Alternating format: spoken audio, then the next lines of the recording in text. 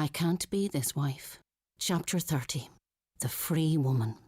The stories that are hardest to tell need to be told. Let's stop domestic, sexual or gender-based violence being part of anyone's story. For support, visit gov.ie/stories. A message from Cuan, a Government of Ireland agency.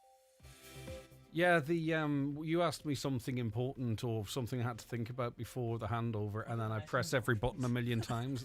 I asked you something important. Well, something I care about and was thinking about. All right, and then I couldn't think straight. Then. But it's always good to give the unexpected rather than the same pitter patter. Yeah, but that's okay. But chaos is grand. But organised chaos. Yeah, it's all right. Sure, have a good show now. Yes, Camille Lee, thank you very much indeed.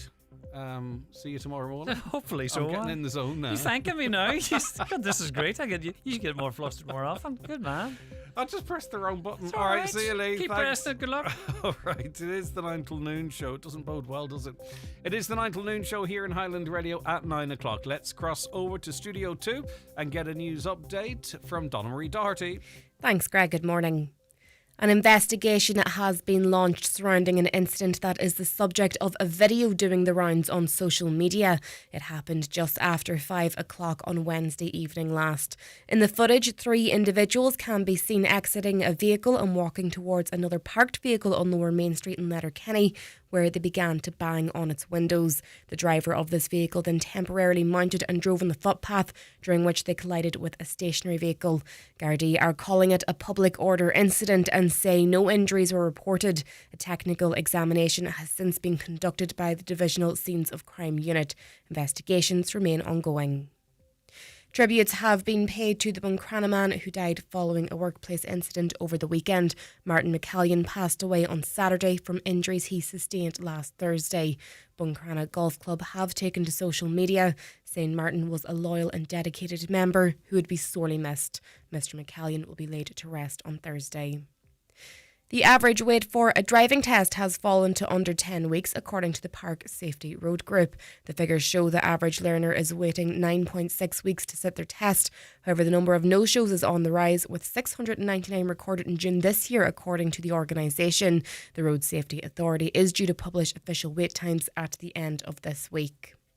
The construction industry wants to see VAT reduced for the sector as part of Budget 2026. Officials from the Construction Industry Federation will discuss the government's housing objectives with the Finance and Public Expenditure Ministers later.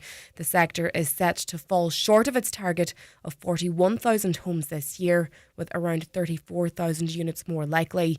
Construction Industry Federation Chief Hubert Fitzpatrick says reducing their tax burden is one way to bridge the gap.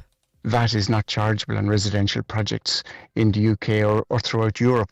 We need a situation where we can actually cut the cost of construction to ensure apartment construction is viable and is affordable for the end user. VAT is one area that is within the control of the government that they could address.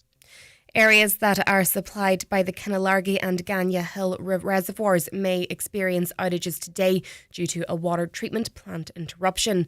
The affected areas include Carrigart, Downings, Glen, Glencoe and Gortnabraj. Works are scheduled to take place until 6 o'clock this evening.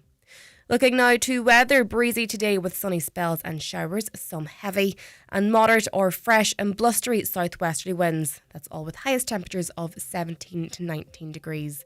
That's all for now from the newsroom. Back with more at 10 o'clock.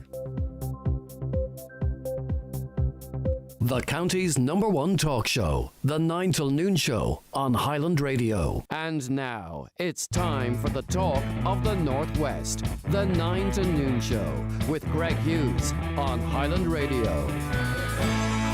Hello and a very good morning. You're very welcome along to the 9 till noon show here in Highland Radio for this Tuesday. It's the 26th of August. Lots coming up over the next 3 hours, including Community Garda information coming up just after the 10 o'clock news. That and so much more besides. We want you raising your points of view, passing on your stories, be it an issue that you think needs addressed or maybe some good news that you think will all give us all a lift this Tuesday morning. 086 60 25,000. That's the WhatsApp and text number. 086 60 25,000. Alternatively, you can call us on 07491 25,000. Caroline and Shannon taking your calls, and your emails come into us, comments at highlandradio.com. If you're listening to the podcast, or indeed I'll repeat overnight, feel free to email your views. We can pick them up and carry them through to the next live show. If you want to watch the programme, of course, you can do so on your smart TV or your Fire Stick, on the YouTube app Highland Radio Ireland, across our Facebook pages, Highland Hub, Highland Radio News, Sport and Obituary Notices, and also on the X platform. The Irish Times this morning report on the... it's a funny old situation, and I don't mean funny in any way witty, but the situation in Gaza makes the front news of all the papers today. And, you know, every single day there are multiples of people that are dying, and sometimes it finds itself slipping into the inside of the papers or not covered at all. But the fact that some medics and journalists have been killed or were killed yesterday, obviously that pushes it back to the front page. And sometimes you look at it and you go, well, I suppose anytime it's on the front page, it's good that it's being highlighted, isn't it? But it's almost as if sometimes you get used to civilians dying and it's not on the front pages, and then when it's the press, it makes the front pages again, if that makes sense. But at least 20 Palestinians, including 5 journalists, were killed yesterday when an Israeli tank fired 2 shells at the Nasser hospital in the southern Gazan city of Khan Yunis. About 50 other people, including medical staff, were also injured in the attack on southern Gaza's last functioning hospital. I mean, how do you justify attacking the last functioning hospital? It's very, very difficult, nigh on impossible. Well, a video clip showed civil defence workers wearing bright orange vests and journalists being hit by the second shell while they were attempting to rescue bodies from the initial strike. Many are describing this as sort of a double strike or a double tap strike. We've seen this before with bombs, for an example. A bomb is planted, a smaller bomb, and time is left until such time as emergency services respond to it, and then a second device is exploded. This is similar, but using tank shells. That's what many people feel, that the first strike was to, I suppose, lull people into the sense that that was it. Journalists arrived on the scene, medics begin to respond to the injuries, and then they hit it again, even though the medics and the journalists are clearly identifiable. The fatalities, including one reporter, Al-Qaeda News Ahmed Abu Azin, and 4 photographic journalists were killed. At least 4 medical personnel were also killed.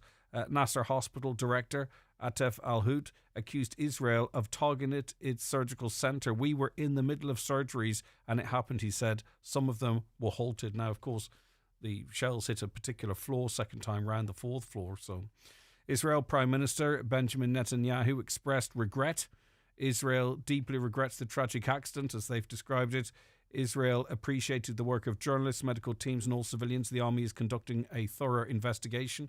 IDF spokespeople on the ground said they did it because they were told to do it. And it will just fade again, unfortunately, not for those who have lost their lives or their loved ones. But again, it seems that Israel continues to be backed by the United States and has quasi-support from the likes of the UK and others. And I'm sure you can lead it back to some level of support in this country as well. So they will feel emboldened to do whatever they want to do in their elimination of that land and the people that occupy it, or live on it, sorry, not occupy it. Back closer to home, the papers insist on pushing a presidential election conversation. It must be getting them some traction, so I'll continue with it. Former Dublin Gaelic football manager Jim Gavin is believed to have the support of Taoiseach Micheál Martin if he seeks to become the Fianna Fáil candidate for the presidential election. The former Defence Forces officer, now Chief Operations Officer of the Irish Aviation Authority, has not commented on whether or not he wants to enter the race, but there is growing speculation among Fianna Fáil TDs that he may emerge as a credible candidate who could garner the support of both the parliamentary party and the leadership. There would be broad support for Mr Gavin among TDs who believe he is a safe pair of hands, would win the vote in Dublin and could be a challenger to Fine Gael's likely candidate Heather Humphreys. So he's in the mix. Who else is there? Taoiseach Bertie Ahern, former Taoiseach Bertie Ahern, 74 years of age. Of course, he comes with baggage and faces challenging questions over the financial crash and the Mahon Tribunal. He hasn't ruled himself out yet, but he could do very well in the capital and perhaps elsewhere as well. Sean Kelly, his name's still in the hat for Fine Gael, though it seems unlikely that he will get that nomination. Gareth Sheridan, he's an independent. He is still seeking to be on the ballot. And the one person that is on it at the moment is Catherine Connolly, an independent Galway TD. So I suppose her chances really probably heavily rely on what Sinn Féin decide to do. If Sinn Féin were to back her and not run their own candidate, it would leave her in a very favourable position. The front of the Irish Daily Mail this morning: the government is to introduce a new law that makes it easier for asylum centres to bypass planning laws. The plan comes after a High Court judge strongly criticised the government last month for failing to introduce draft legislation. But Westmeath Fianna Fáil councillor Angus O'Rourke, who's fighting an asylum centre in Athlone, told the Irish Daily Mail that the state is trying to shoehorn legislation to cover up illegal acts. Mr O'Rourke, who is a son of former Fianna Fáil Minister Mary O'Rourke, said that the actions make a mockery of the law of the land. A copy of the draft heads for the new bill has been seen by the Irish Daily Mail. The bill will provide for a bespoke substitute retrospective consent process, according to the summary presented to Cabinet. The bill is a reaction to comments by High Court Judge Emily Farrell on July 21st, in which she said she was quite concerned that the government had made no progress, and I'll quickly turn to page 6, had made no progress on legislation to address an error made by the state in the planning process for an IPAS centre in Athlone, which was designed to house up to 1,000 male asylum seekers. The error related to the lack of environmental planning approval for emergency asylum centres. But according to this Fianna Fáil councillor, they're going to make it easier for asylum centres to bypass planning laws, which I don't think really matches necessarily the mood of the public. There could be some good news for some in the hospitality sector, reported by the Irish Daily Mail this morning. The Enterprise Minister has said he expects a VAT reduction for some parts of the hospitality sector. Peter Burke also refused to be drawn on whether hotels would be excluded from such a move. Mr Burke said he expects a reduction in VAT will be front and centre of a new tourism strategy to be announced next month. He said more than 200,000 jobs are dependent on businesses such as restaurants and coffee shops, adding that the sector had faced a lot of challenges. Around 8,000 or 9,000 of those are here in County Donegal, so this is important to us. And just to be clear, in case this is introduced, this is not to be passed on to the consumer as such. This is actually to make these businesses viable or profitable. Speaking to reporters yesterday, Mr Burke said this is a key tool, a key mechanism to support that job growth and ensure that the sector can remain resilient. But pressed on whether the 9% VAT should be split between food-based hospitality and accommodation providers, Mr Burke said he did not want to get into budgetary negotiations, but he kind of already has. I think people would find it more palatable if certain sections of hospitality received that VAT reduction. I don't think there would be a great deal of appetite outside of the sector for hotels providing accommodation with everything that goes on in the capital, particularly, would be interested in that. But anyway, just to be careful again, I mentioned this briefly yesterday morning about the rush now for accommodation. We leave a very short amount of time really for students and their families to find accommodation down the country. Often we might try and do it over the phone or remotely because of the great distances that must be travelled. But just be careful, because there are con artists out there and they've swindled €385,000 in 160 rental scams this year. It's a 22% rise in the first 6 months of 2025.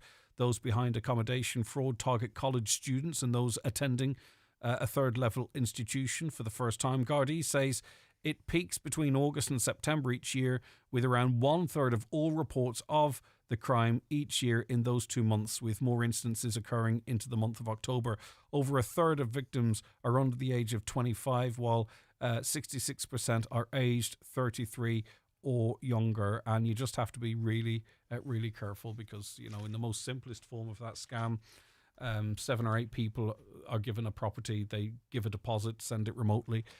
the person they send it to disappears, and it turns out that the property never really existed because no one inspected it or got a key. Or there is another story in the Irish Daily Star and other papers this morning. The number of asylum seekers working here has increased dramatically in recent years, according to the CSO. Applicants who have been in Ireland for at least 6 months can work if they are granted a labour market access permit. Until 2021, they had to live here for 9 months before seeking employment. Well, CSO figures show that 77% of people who were getting the daily expenses allowance paid to refugees in 2022 had secured a job by 2024. So that's 77% in receipt of the DEA. The DEA are now working.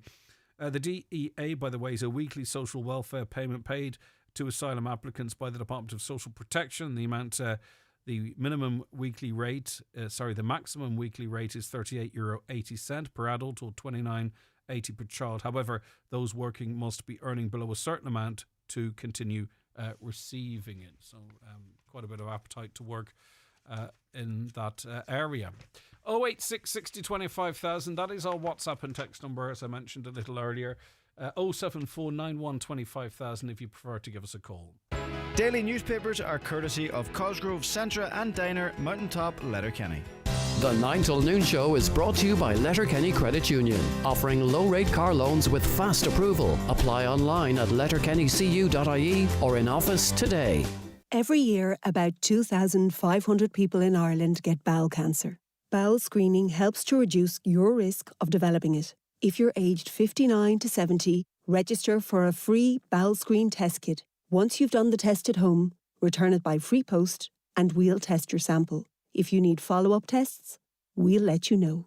Register today at bowelscreen.ie or free phone 1-800 45 45 55 from the HSE. It's the Right Price Tiles wood flooring and bathware 70% off sale. Get up to 70% off all your purchases. Up to 70% off all tiles, all wood flooring, all bathware. Everything's reduced in store. The 70% off sale at Right Price Tiles wood flooring and bathware. Stores nationwide. Sale ends Sunday. Discover amazing deals at Floyd's Restaurant, Ballymagori, Strabane. Enjoy a 2-course menu for £19.95 Monday to Friday, Euro for pound night Wednesday and steak night Thursday. Sunday carvery from 12:30 to 3:30. Party packages and function rooms available. Call 02871 382905 to book.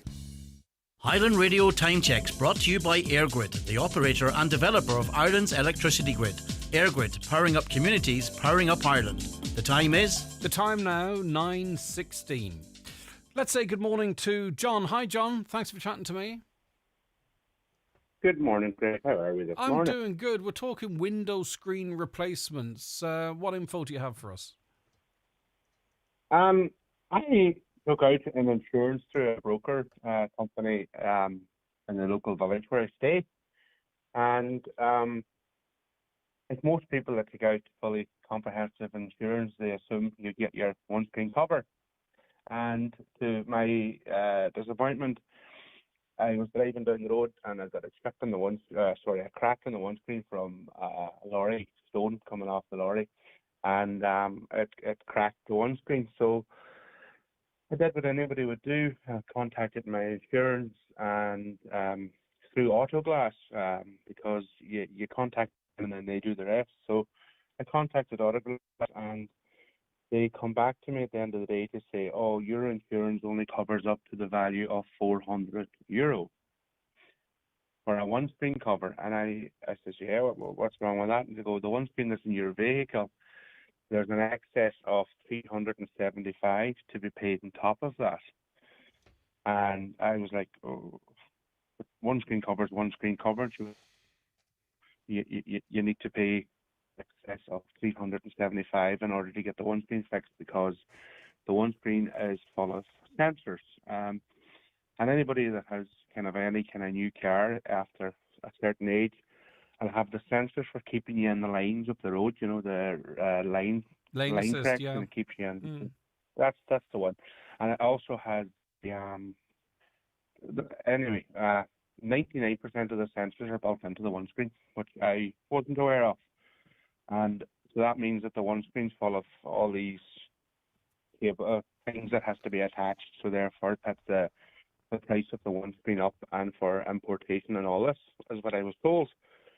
But anyway, sure enough, I contacted loads of different people. Like I tried Donegal Glass, but Donegal Glass works for Auto Glass, which I discovered as well. And sure enough, my insurance was right that that's the situation. So regardless of who you go to, and I think it has to be sort of on a list by the insurance company, your maximum windscreen replacement cover is €400. So you're faced with the 375 excess, and I presume you presumed that this was clearly going to be covered. 100%. Well, I just thought windscreen cover was windscreen cover. I didn't think there'd be an excess of it. I knew there'd be an excess of something. Normally it's about €30 for up to 150. I do know some insurance company, especially if you go for the lower premium, if you don't get the fully comprehensive, then if you go, if you get, some. All right, the line's given up on us, John. Sorry, if you could just slightly move position, John, because the phone's playing up. If you can't, that's fine. We'll get through it. I'll just outline my experience, if that's any good, because I think it might vary from insurance company to insurance company. Because I had a 171 and it did have sensors and stuff in the windscreen, and I had to pay £50. We had to pay £50. The rest was covered. So I wonder, does it vary from policy to policy, John? Because mine was one of those ones that would cost like £800 to £900. 100%. Because I spoke then to my brother, and he has a lot newer. Mine's is a 191. His is a lot newer. And he got a crack in his windscreen, and he contacted the insurance, and they exchanged it with no qualms, no issue, no nothing. And it's got all the mod cons, it's got all the sensors as well. So it's obviously from your insurer to your insurer, but this is my point of my call. It's for people that's taking out insurance, please check your small print, for you'll end up the same as myself. You're just going to get hit with a massive big, as I said, I'm driving about with a crack, because who is 375 just to throw it, you know what I mean? And I would imagine that's a decent percentage of your annual, insurance fee anyway.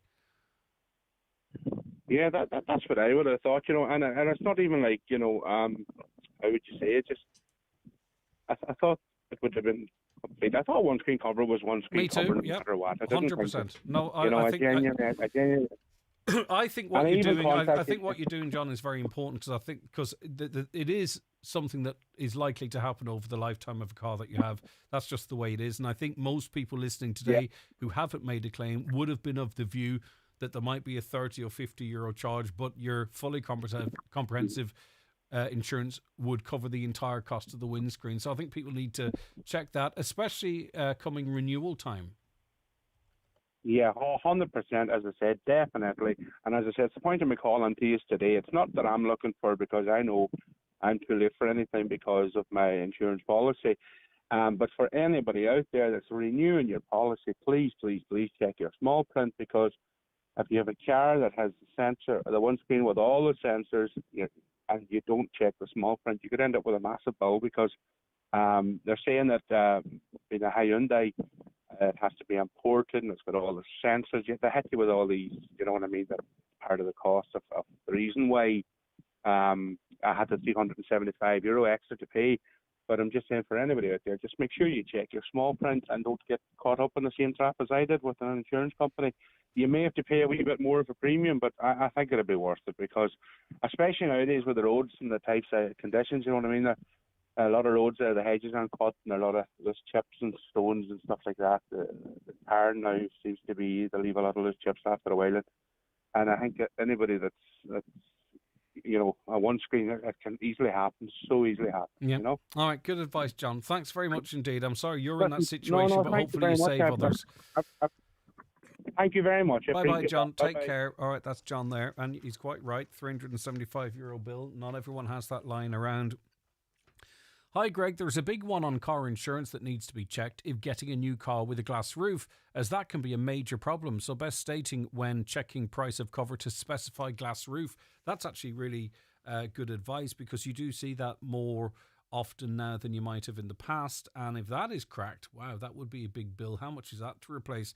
And what is the situation in terms of coverage for it on car insurance? If you know more about that, let us know 086 60 25,000. It's not funny. I keep saying it's funny when I don't mean it's actually funny. It's just a verbal crutch.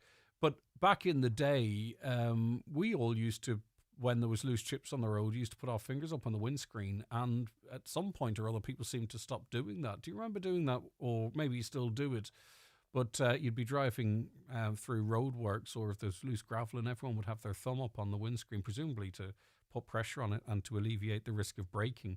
I'm not sure if it ever worked or why I did it. I saw my dad doing it, and that was enough for me to start doing it. But anyway, you just don't see it anymore. And I've stopped doing it because no one else does it, and I feel silly.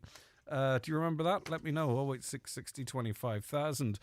In 2023, TUSLA, through its own internal practice assurance service monitoring process, identified challenges in the Donegal Child Protection and Welfare Service at that time.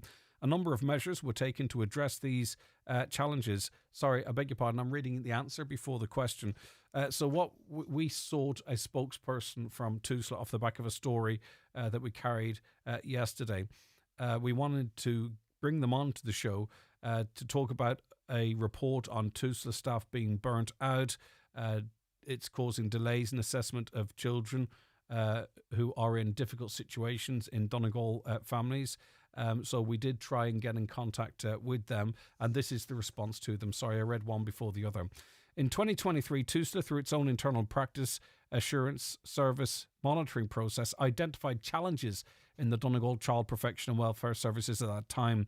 A number of measures were taken to address those challenges, including restructuring the service and initiatives to reduce the number of unallocated cases, which have led to significant improvements. Currently, 92% of cases are allocated, and the Child Protection and Welfare Service in Donegal is providing a safe, effective and timely service. So we appreciate TUSLA coming back to us, and they have stated that they recognise that there were issues, as we discussed on the show yesterday, but they're claiming, though we can't question the spokesperson, they're claiming measures have been introduced to improve things significantly. Do you work in TUSLA locally? Is that your lived experience? Let me know. A lot of convo about the food caddy bin. People received a brown bin, and some people didn't want it. They had no use for it. They tried to return it, and they were told that, well, this is sort of like compulsory. And then there were others that said, yeah, I want one, but it's not big enough. I need a bigger one. Well, we were on to Panda, who were the focus of some of those comments, and they sent us back the following statement, just for the record. As part of the updated household food waste and bio-waste regulations, all recycling operators are required to deliver a compost bin and provide a compost service to all householders. Operators are prohibited from asking households in advance if they want to opt into the service, but households are free to opt out of the service anytime once they notify us in writing. We understand that it is important that households are fully informed of this new service, so we ensured that all households are communicated both in advance and at the time of delivery to advise them of all important information for this new service. Households who have received a food caddy bin can avail of a second food caddy bin free of charge to help with their food waste needs by emailing customercare@panda.ie. We also have a garden waste service available to all customers who require a larger bin. This service is advertised on our website and by clicking a link, which obviously you can't click because I'm reading it out, or by visiting the FAQ section of our website. Customers can fill out a short form and one of our agents will respond as soon as possible. Households can also inquire about this service by emailing customercare@panda.ie. So they're saying they were not allowed to offer people an opt-out. This is a government initiative. They just had to deliver them. But apparently, if you don't want it, if you want to opt out and not have to pay that standing charge, for an example, you can contact them and they will opt you out. In terms of the information in advance, I'm not sure what bin company I'm with. I don't recall getting that much info before the bin was dropped off. It just kind of appeared. But anyway, you can opt out of that service and they will come and collect the bins. So hopefully that's useful information for you there. This is one that comes in from time to time, which doesn't make it any less significant. I got petrol on Friday evening for €30. Because I paid via my bank card, I usually pay via Revolut, I was charged €125. I went to a shop on Saturday, and when I went to pay, my card was refused. It was very embarrassing. I thought, no way, there is money in this account. Well, the shopping was on the counter, and I had to ask my wife to come in and bring money to pay for it, only to discover the petrol station had taken this amount. Can anyone explain how they can justify taking €125 to cover €30? I called the bank and even they agreed it was excessive. Now on Monday I got it back, but not without a lot of confusion, thinking I was scammed. And this happens a lot. And, there are those, that might be lucky enough to have a few bob in their account. There are others whereby this €130 lock on the account or €125 lock on the account is enough to leave them without money. Never really fully got to the bottom of which bank cards it affects and which petrol stations actually do this. They are claiming, or they often claim, that it's to do with their bank, but still it leaves people inconvenienced. Revolut seems to come up more often than not in these conversations, but still an embarrassing situation. And it should be made clear, that if you are going to pay with a certain card, if it's not clear, it should be made clear that, a hold will be put on a certain amount of money, or just deduct whatever is pumped into the petrol tank. I don't know. What do you think? 086 60 25,000. Last time we mentioned that, a whole go of people said, yep, that happened to us. So it's something that perhaps needs to be addressed again.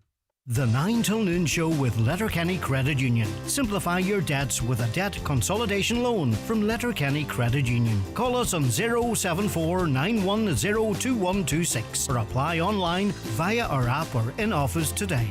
It's Cabaret 25 at Harvey's Point. We start again on Wednesday, September the 3rd, and every Wednesday until November the 5th. An amazing lineup of stars, gourmet food, the warmest of welcomes, and all in the beautiful surrounds of Harvey's Point on Lough Esk, Donegal Town. Book today 074 972 2208 or harveyspoint.com. The Harvey's Point Cabaret, a night not to be missed. At Restex Beds, we are celebrating 50 incredible years in business. And we are introducing our brand new Glenveigh mattress, comfort that's as legendary as our half-century legacy. Experience 50 years of bedding excellence at Restex Beds, Mountaintop Letterkenny. Restex Beds, leave the rest to us. Tired of car troubles? Your brand new 252 Suzuki awaits at Barry Brown Cars. With 0% finance, a rock-solid 10-year warranty, and Suzuki's legendary reliability, you can drive away with complete confidence. Visit Barry Brown Cars in Milford or Donegal Town today. Your journey to 10 years of worry-free motoring starts here. Hi everybody, Michael English here. Join me for the Highland Radio Country Music Weekend at the Clanry Hotel Letterkenny this October 31st and November 1st. I'll be performing live over the weekend with my band, along with my great friends Patrick Feeney and his band, David James and his band, Stacey Breen, Jordan McPolan, and many, many, many more. Enjoy 2 nights B&B plus tickets to 2 brilliant nights of dancing and live country music. Book now at clanryhotel.com or highlandradio.com. I'll see you there. Now we're joined on the programme by Martin Anderson, chef and owner of Sunder Letterkenny. Good morning, Martin. Thanks for your time today. Greg, good morning. How are you? Thanks We're for the doing call. good. No, it's off the back of something you've noticed or found out recently. Talk to us about it. So, yeah, I put a post up there the last day on Facebook, and of course, Caroline, very observant, sees everything. She's doing a great job. A few customers have been in and talking to me about food and, the price of food and the way things are going. And I put a wee post up just reassuring our customers of what we actually do, because what's happened is we've noticed now that some products, meat products, have actually incorporated minced pork into the minced beef and still charging the premium price for the beef. Now, doing that is like adding water, as I said. Doing that is like me making a latte with instant coffee and then charging you the full price for the instant coffee. And we have a very good butcher here ourselves. And it was just something that we noticed. And a few customers have actually asked us, are we using real beef, using Irish beef, where it comes from, which is great. And it was just a wee post putting it up. And by pure coincidence, I was talking to a friend last night who had actually bought a pie somewhere, and he realized that half the pie was made with minced pork, and it wasn't what it was. So Yeah, what's it is was it just is it is it labelled as a mix of beef mince and minced pork? this was the concern. The gentleman I was talking to last night, it wasn't labeled on the product that he bought. And when he went and inquired, the boy says to him, "Yeah, well, actually, we do add minced pork through it." Now, I mean, So obviously, that's not necessarily what someone orders, but say, for instance, if you exactly. follow the teachings of the Quran, for an example, you're prohibited from eating pork. So, Absolutely. And if you follow the teachings of paying 850 for 500 grams of mince, you want to make sure that it's labeled on it. And I just personally, I noticed then myself that it is a thing. It's starting to filter into the supermarkets that the mince is, you can now buy minced beef and minced pork together in the one packet. And it's just the current situation. I mean, what's happening is the price of a steak and the price of a fillet has gone up. So more people are buying the mince, but the mince is still at a good premium price. mhm. And it was just now it's been declared. Absolutely, it's been declared. Nobody's doing anything wrong if they're telling you it's in it. But I just put up to reassure our customers that we were using 100% Irish beef from a local butcher. Excuse me. And would minced pork be seen as a lesser quality product? Well, absolutely, it's a lot cheaper, Greg. But Mm. the whole issue was that if you're to buy a kilo of minced steak now, wholesale is between 12 and 14 euros a kilo. But if there was anything else added into it, and it's still the same price, minced pork is way cheaper. Pork has always been cheaper than the beef, you know. Mm-hmm. And it's again, Greg, it's like there's an epidemic out there at the moment for boys like myself in the catering industry where we have to keep an eye on everything. My own mother bought an apple crumble recently and she couldn't eat it because when she read through the label, there was no actual butter in the topping of the crumble. It was 100% palm oil on the crumble. Mm. There was no wheat flour on the crumble. It was made with soya flour. We've no issue with that if you can read the label. But what was happening was that the premium price was still put onto it, even though the cheaper ingredients were being used. Yeah, and You know it what I'm seems saying? that That was it. they're not sort of, cutting the beef mince, if I could focus on that for a moment, to try and make it more affordable in a cost of living crisis. They're cutting it and maintaining the price, obviously to maintain profits.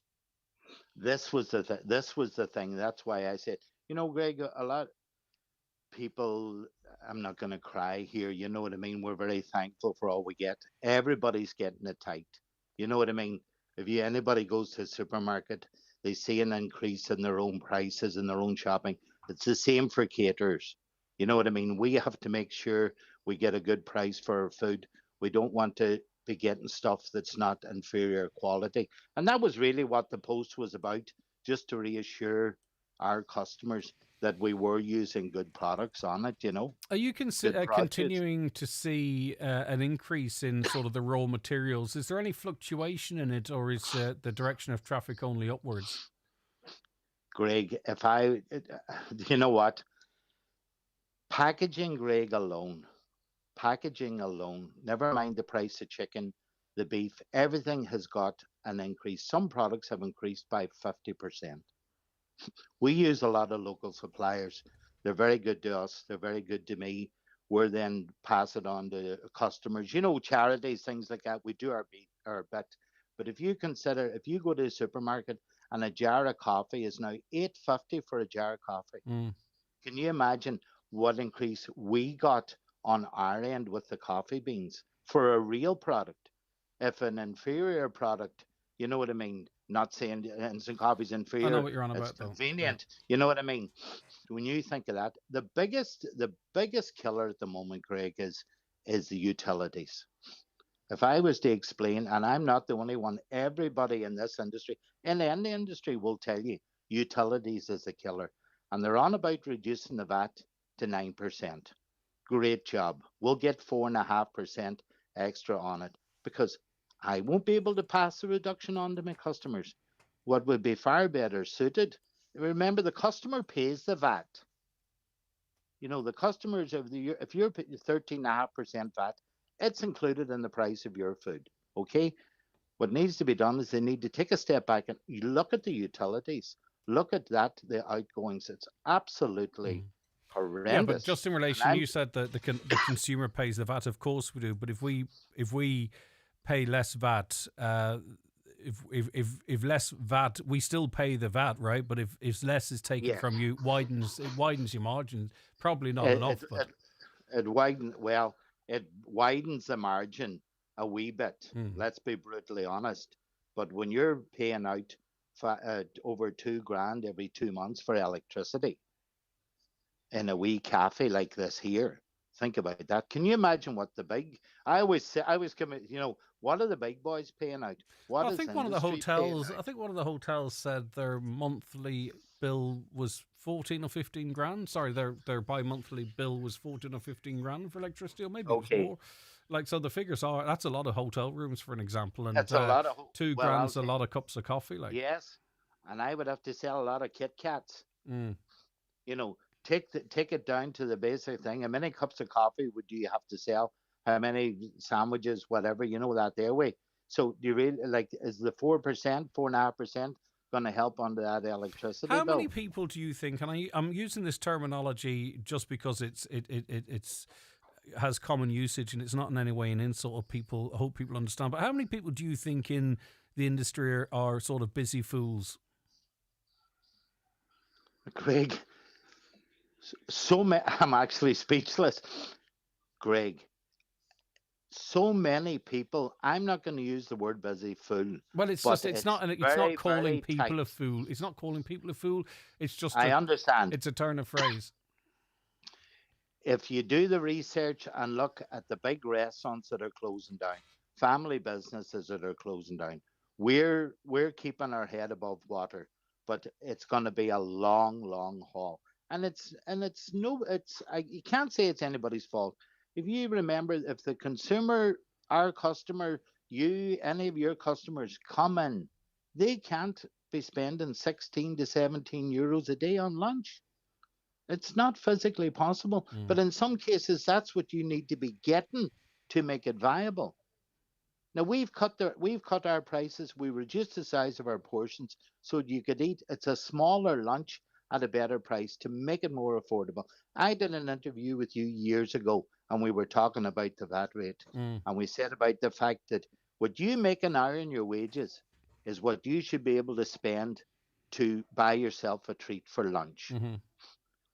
It's not the case now. Yeah, no, that's an interesting. If you're on the bare minimum and you're over 21, you're making $13.50 an hour, and you go out and sit down somewhere, you're gonna drop 20 euros for lunch. In the old days, it used to be you get a sandwich for $4.50. I seen you. There was a post up last week about the soup and sandwich for $17.50. I saw that, yeah, down in Cork or something, wasn't it? I don't know. They'd have saved €1 if they came to me. Because we on a Saturday for our brunch, it's $16.50 here for a bowl of homemade soup, a nice sourdough sandwich. Now you will get a wee salad or a portion of fries in it, but that is the bare bones of it. And remember, 13.5% of that goes to the revenue, which we've no issue with. Everybody pays tax. But what it comes down then, utilities, staff wages, and again, I'm not crying poverty here, Greg. We're keeping our head down. But it just sometimes folk, you need to appreciate that if you go in and you see €9, it's €9 for a chicken fillet baguette. And people are going, "Oh, I could make that at home for that price." Well, maybe so, but we have that soup and sandwich that you put the picture up of. It took 3 people to make that. Well, I didn't put any pictures up of a soup and sandwich, by the way. Oh, I thought it was on the Highland site. No, well, maybe did. I don't know. I'm not sure. I didn't put it up, but anyway. Oh yeah. It might have been. I get where you're coming from. Yeah. So I suppose when you take the utilities, the wages, time, everything like that, it doesn't leave an awful lot of money left, especially raw materials and all that kind of stuff. Yeah. I think what's going to be quite telling is as we come to the end of this season, this tourism season, where I think some businesses are holding out sort of to see what happens and eventually just make the decision to say, look, we're not losing money, but is everything that we're going through in the 70-hour weeks worth it for what we're making, in the tourism industry? Absolutely. But Craig, you said something there. Tourist season. Mm. Where were the tourists? I don't know. You tell me. Did you note that it was much Only quieter? for, and this is blatant self promotion, only for Google, we would have seen no tourists. Mm. Only people that Googled and looked for it and seen it from your reviews. Maybe in West Donegal, maybe Glenveigh, those places. But I have very, very what I call drive-bys. You know what I mean? And is Very, this very is low. this down compared to previous years, Martin? Oh, absolutely. This is the worst summer. I'm at this a long time. It was 5 years in the old location. All right, well, COVID was there. 4 years in this location. This is definitely the tightest year. And again, not crying poverty here, Greg.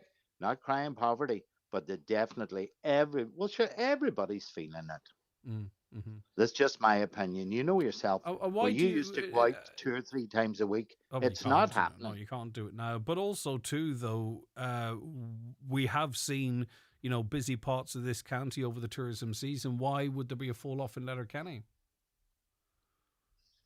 Well, there's one word and I don't know many letters is in it. Traffic. Mm. You know yourself that we could close here on the Pierce Road at 2 o'clock every day because when 2 o'clock comes, nobody can move. But it's funny because the couriers can't get through to Yeah. do the online ordering. There's no parking. It's slowly the traffic is moving. So look, that's all over the town. That's not just me.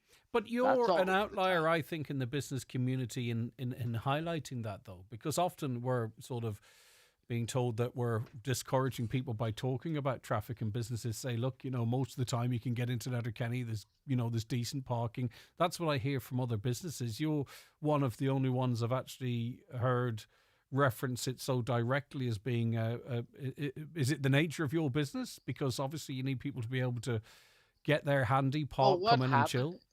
Yeah, but what happens is that people would say, I would come in more often, but the traffic's too heavy down here. We can't get it. Mm. You know what I mean? Mm-hmm. Yeah, the shopping centres have the big car parks. But sure, you know yourself. If you left, well, I know the schools are coming back now shortly. Might actually free it up a bit to a different time in the day, Yeah. Well, the traffic is definitely. Take a look on Facebook. You'll see more people chatting about. Even Greg going home in the evening. I don't know where you live, but I live outside the town. The queue of traffic from the Polestar to the Clanry Hotel in the evening, coming back into Letterkenny. Everybody talks about it, Craig. Yeah. Okay. No, I hear it too. All right, listen, Martin, thank you for that. I appreciate it. I appreciate your time as well. That's Martin Anderson, who's chef and owner of Saunders Letterkenny. A caller says, I got a BLT the other morning and it was $17.50. It's ridiculous. No wonder people have stopped eating out. Yeah, but some of that is the fact that that's how much it costs. I was recently in a restaurant, says another listener. I got cheese on my baked potato. I asked what type of cheese was that because it was so bad. When I looked at the ingredients, it was made from oil. While it looked like cheese, it was far from it. Well, they can't call those easy singles cheese either because there's no cheese in them. They used to call them cheese, but they can't any longer. A caller says, your entire show this morning should be about what's happening in Letterkenny. The two recent videos going around are shocking. Where the hell are the local representatives? Is anyone going to take a stand and speak up before it's too late? Anger is growing by the day. It's nothing to do with putting more Gardaí in the streets. It's the excessive amount of refugees being placed here and still coming. I've seen the videos. It's impossible to determine the background of at least some of the people involved, if I'm honest with you.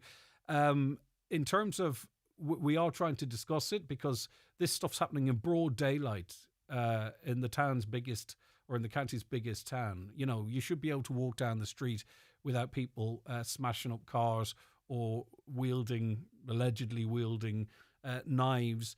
Some of it, the Garda investigation has progressed to a point whereby if we discussed it in any detail would be hindering any potential prosecutions. And I referenced this yesterday, and I know people don't like the sound of it, but it is the truth that if Gardaí have made advances in their inquiries, arrests, or particularly definite line of inquiries, if we start just sort of chewing it out here, it could hinder any potential prosecutions down the line. But we can speak generally about it. That's a couple of videos in a short space of time. People will look at that. That will deter people from going to Letterkenny, whether people like it or not. And it is worthy of conversation. How is it that two instances like this, and there's been others in the past, and it's been people from all different backgrounds as well, it has to be said, because I've seen the other videos as well. Do you go walking down Letterkenny Street holding hands with your 5-year-old? I would, but my point is if people bury their head in the sand and don't talk about it and think it'll slide, that's not how it works, because social media is so positive now that the conversation's already happening there. People are already making their minds up there. So it can't be ignored. It won't just simply go away. All right, back with more after the break. The 9 till noon show is brought to you by Letterkenny Credit Union. Digital loans now available. Apply online or via our app today and get your loan transferred directly to your current account. Don't know if you know Alison Pat. Late 40s, couple of kids, been together 17 years. Never married, of course, but that's not a problem. Until something happens, and suddenly words like unmarried, inheritance, and substantial tax bill enter the equation. You never need proper estate planning. Until you do. That's why the experienced team at McElhenney & Associates are here to help. Find us online or call 074 917 5989. McElhenney & Associates Solicitors, Stranoller. Sorting out this washing zero crack. Fancy a Mawam?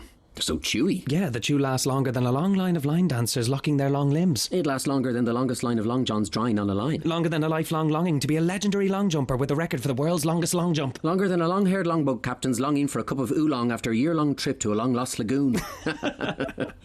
Easy for you to say. It isn't. With Mawam's longer-lasting chew, it's easy to choose fun. Chew Mawam. The hilarious 3 Hail Marys on Grainon Letterkenny, Friday, September 5th and Saturday 6th. Book now on grainon.com.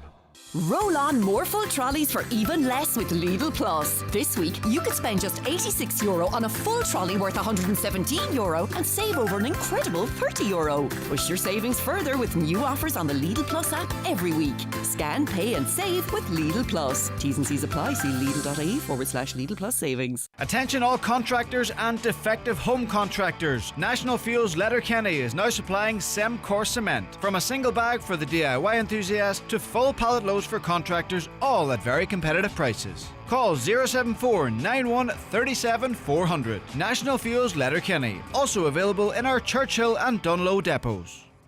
Highland Radio weather updates with McElhenney's. Get back to school sorted with all the essentials from school jumpers to shoes.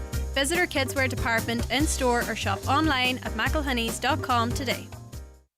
So, breezy today with sunny spells and showers, some heavy and moderate or fresh and blustery southwesterly winds, highest temperatures of 17 to 19 degrees.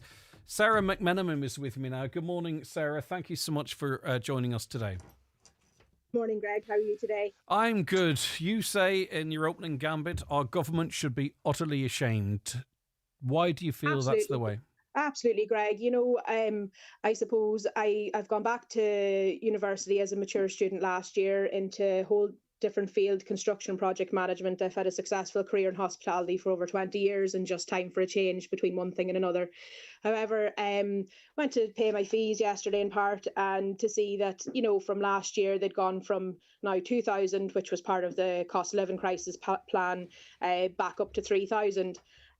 With no sort of pre-warning or confirmation that would happen after there was calls for the government to announce that back in June. June 30th was the last noted media coverage of the whole situation. And at that time too, it sort of came out that the presumption is that reduction wasn't actually a cost of living measure, that this was part of government plans to get fees down to zero eventually. And I think that's why people were taken aback when it went back on just a year later. Yeah, well, it was part of their programme for government when, in the last election. And, it's just a kind of, real kick in the teeth for normal people to have to now go find another €1,000 without any pre-warning. That's why they were called on back in end of June, to let people know what they were facing. It's not just me, it's other families could have 2-3 kids in university. I mean, I travel up and down. I live outside Ballyshannon, so I travel up and down. Of course, I have my diesel costs to consider in the running of my car, but other families have accommodation. And, I spent nearly €2,000 on top of my fees last year to get started, between a new laptop that had to do all the things it had to do, drawing equipment, workwear gear. It's not just the fees. So, I think they're not taking a wide enough look at what people have to face these days. I will just say, and from behalf of on a mature student level, like, I have 3 kids. I still have my kids' feet still grow. I still have to provide for them along with my husband. But, we're working off a reduced income. Normally, for a mainstream student, you've got 2 parents providing for that. We're working off a reduced income, and there seems to be no allowance for that, which is really disappointing when I'm trying to make my life better for my family. It's just very disheartening. Yeah, it is. And you say it talks to a lack of decency and empathy. All the while, too, at the same time, obviously, we see TDs getting their pay increases, senators as well. And we also constantly are being gaslit by being told that we're one of the wealthiest countries in the world. Yet out of the blue, this 50% increase smacked back on, or a return to the original charge. It doesn't feel right to many people, Sarah, not least you, I'm sure.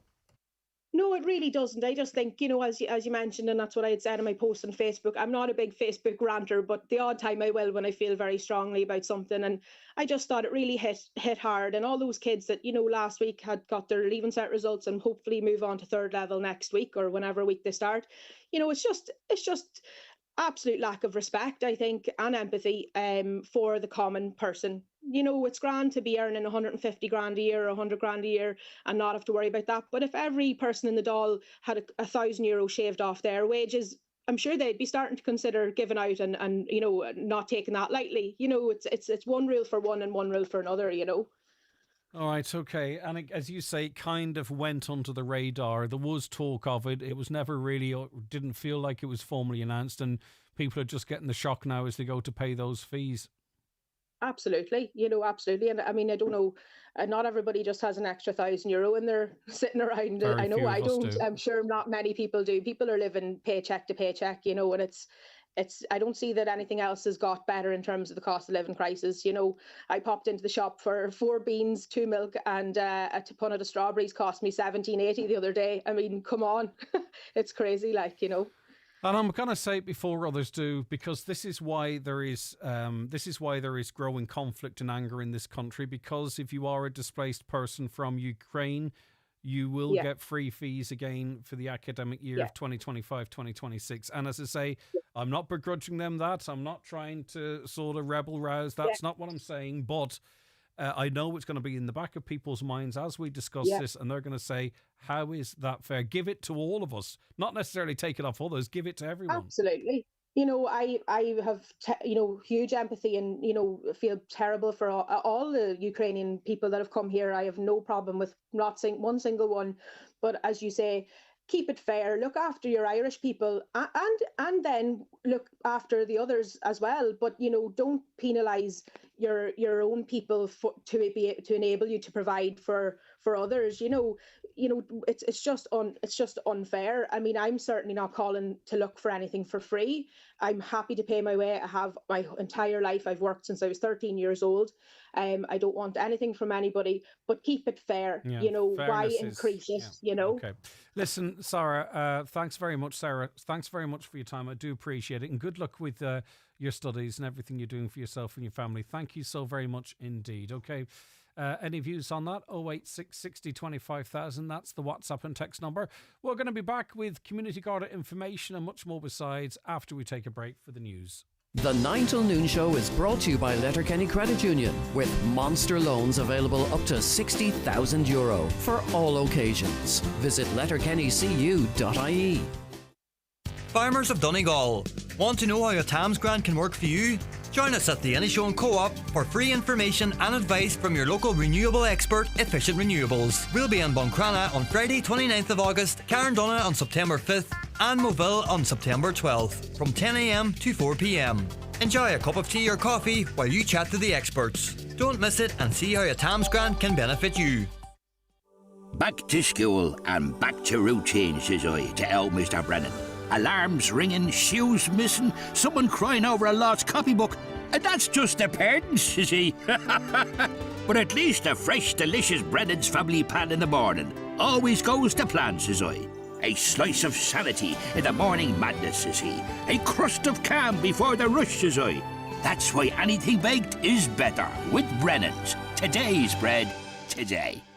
Have you received a CAO offer from Atlantic Technological University? Or are you thinking about applying for an available place? Come along to our CAO Available Places and Offers Information Day on Friday 29th of August from 11am to 2pm on the Letterkenny, Galway City and Sligo campuses. Discuss your offer from any campus, find out about CAO Available Places and explore the accommodation options. Prospective students, parents and guardians are all welcome. Friday the 29th of August from 11am to 2pm. Find out more. atu.ie/open days. ATU, your future is here.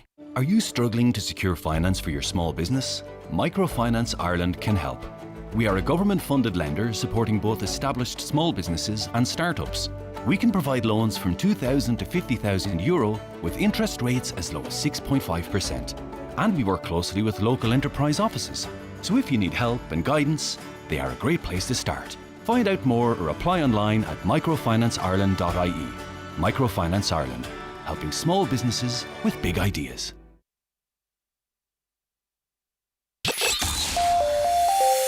Live, on air, online and on the Highland Radio app. This is Highland Radio News. Good morning, it's 10 o'clock. Donald Kavanagh at the news desk. The average wait for a driving test has fallen to under 10 weeks, according to the Park Road Safety Group. Figures show the average learner driver is waiting 9.6 weeks to sit their test. However, there are 2 centres in Donegal above that average.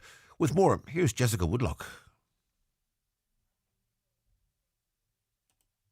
A learner driver in Mulhuddard Maple in Dublin will wait 2 weeks for a test, while those in Charlestown in the capital are facing waits of up to 17 weeks.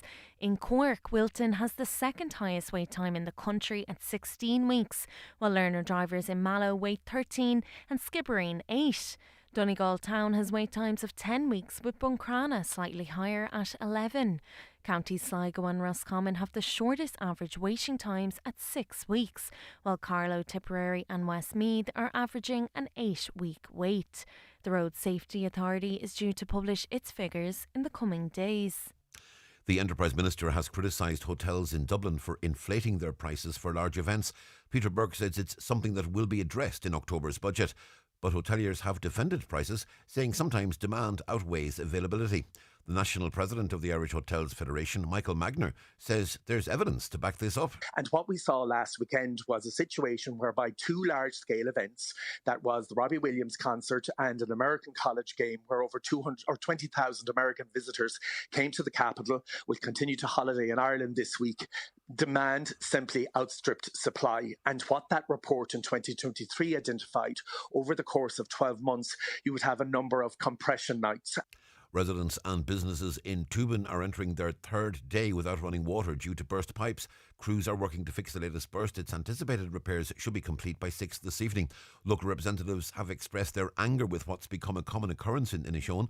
They're due to meet with representatives from Uisce Éireann in the coming weeks. Councillor Jack Murray says they'll present a united front. I know that I'm inundated with people who are extremely angry, and rightly so, and I'm sure that all my colleagues in the South Inishowen area are getting the same. So we'll be taking the messages of the people that we represent to Irish Water and voicing in the strongest terms possible just how angry, how disappointed, how frustrated people are in our local community. This has to be addressed. It's just simply unacceptable, and we won't tolerate it anymore. Tributes have been paid to the Buncrana man who died following a workplace incident over the weekend. Martin McCallion passed away on Saturday from injuries sustained on Thursday.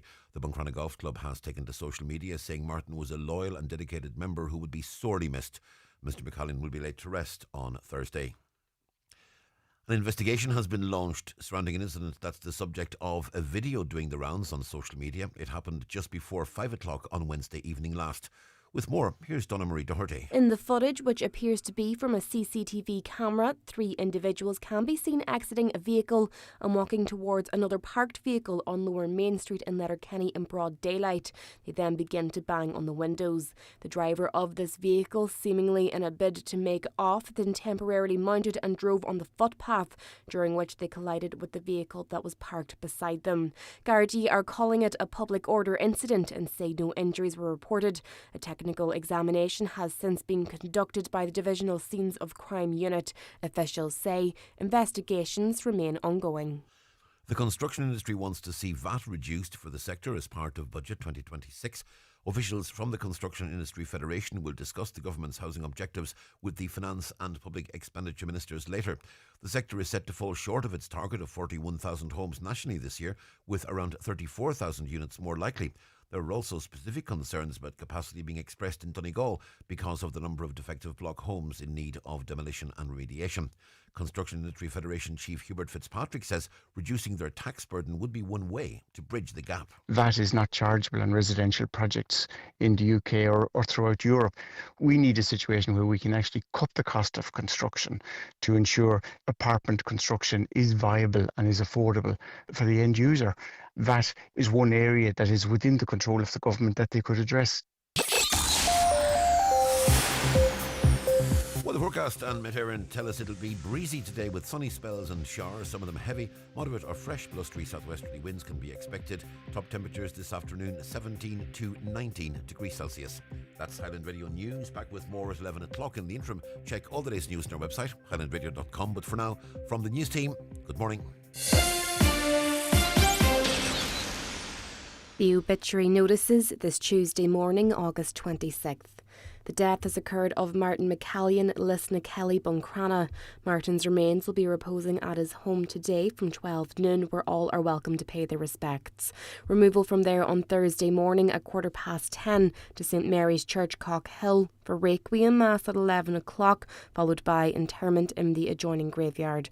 Requiem Mass can be viewed on churchservices.tv. Family time please from 10 p.m. to 11 a.m. and private on the morning of the funeral to family and friends only. Family flowers only please. Donations in lieu if desired to ICU at Letterkenny University Hospital, care of any family member or Sean Murphy Funeral Director. The death has occurred of Pauline McGloin, Main Street, Rathmullen, Donegal, formerly Dublin, reposing at her home in Rathmullen from 12 noon today until after the rosary at 9 o'clock. Requiem Mass tomorrow morning at 11 a.m. in St Joseph's Church, Rathmullen, followed by interment in the adjacent cemetery. The house is private from the morning of the funeral, please. Mass can be viewed on mcnmedia.tv. The death has taken place of Ruby Duffy, née McAdams, 3 Hazelwood Strabane, formerly of Lambton Court Strabane and the Brandywell Dairy. Remains are reposing at her home. Funeral leaving her home tomorrow morning at 9:30 for Requiem Mass in St Mary's Church, Melmount at 10 o'clock, followed by interment in the adjoining cemetery. Donations in lieu of flowers please to the Alzheimer's Society, care of Quigley's Funeral Directors. Family time please from 10 o'clock tonight. The Requiem Mass can be viewed live via the parish webcam. The death has taken place of Edward Eddie Kelly, Drumcarbet Malin. Edward's remains are reposing at his home. Funeral from there tomorrow morning at 10:20 for 11 o'clock Requiem Mass in St Patrick's Church, Clay, followed by interment in the adjoining cemetery. Family time from 10 p.m. tonight. Family flowers only please. Donations in lieu if desired to the Coronary Care Unit, Letterkenny University Hospital, care of any family member or Eamon McLaughlin Funeral Director. The death has occurred of Sean O'Donnell, 6 Woodlawn Stranorler and formerly of Belcridge, Kincastle at Dunlow. Funeral leaving from his late residence this morning at 10:30 for Requiem Mass in the Church of Mary Immaculate Stranorler at 11 o'clock. Interment in Drumbo Cemetery. The Requiem Mass can be streamed live via the parish webcam. Family time before the funeral today, please. For family information and more details regarding wakes and funerals, please go to highlandradio.com.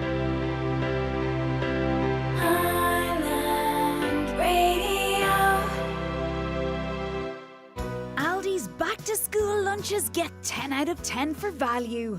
there's a whole range of tasty things to choose from, including bake-at-home white rolls, 4 for 95 cent.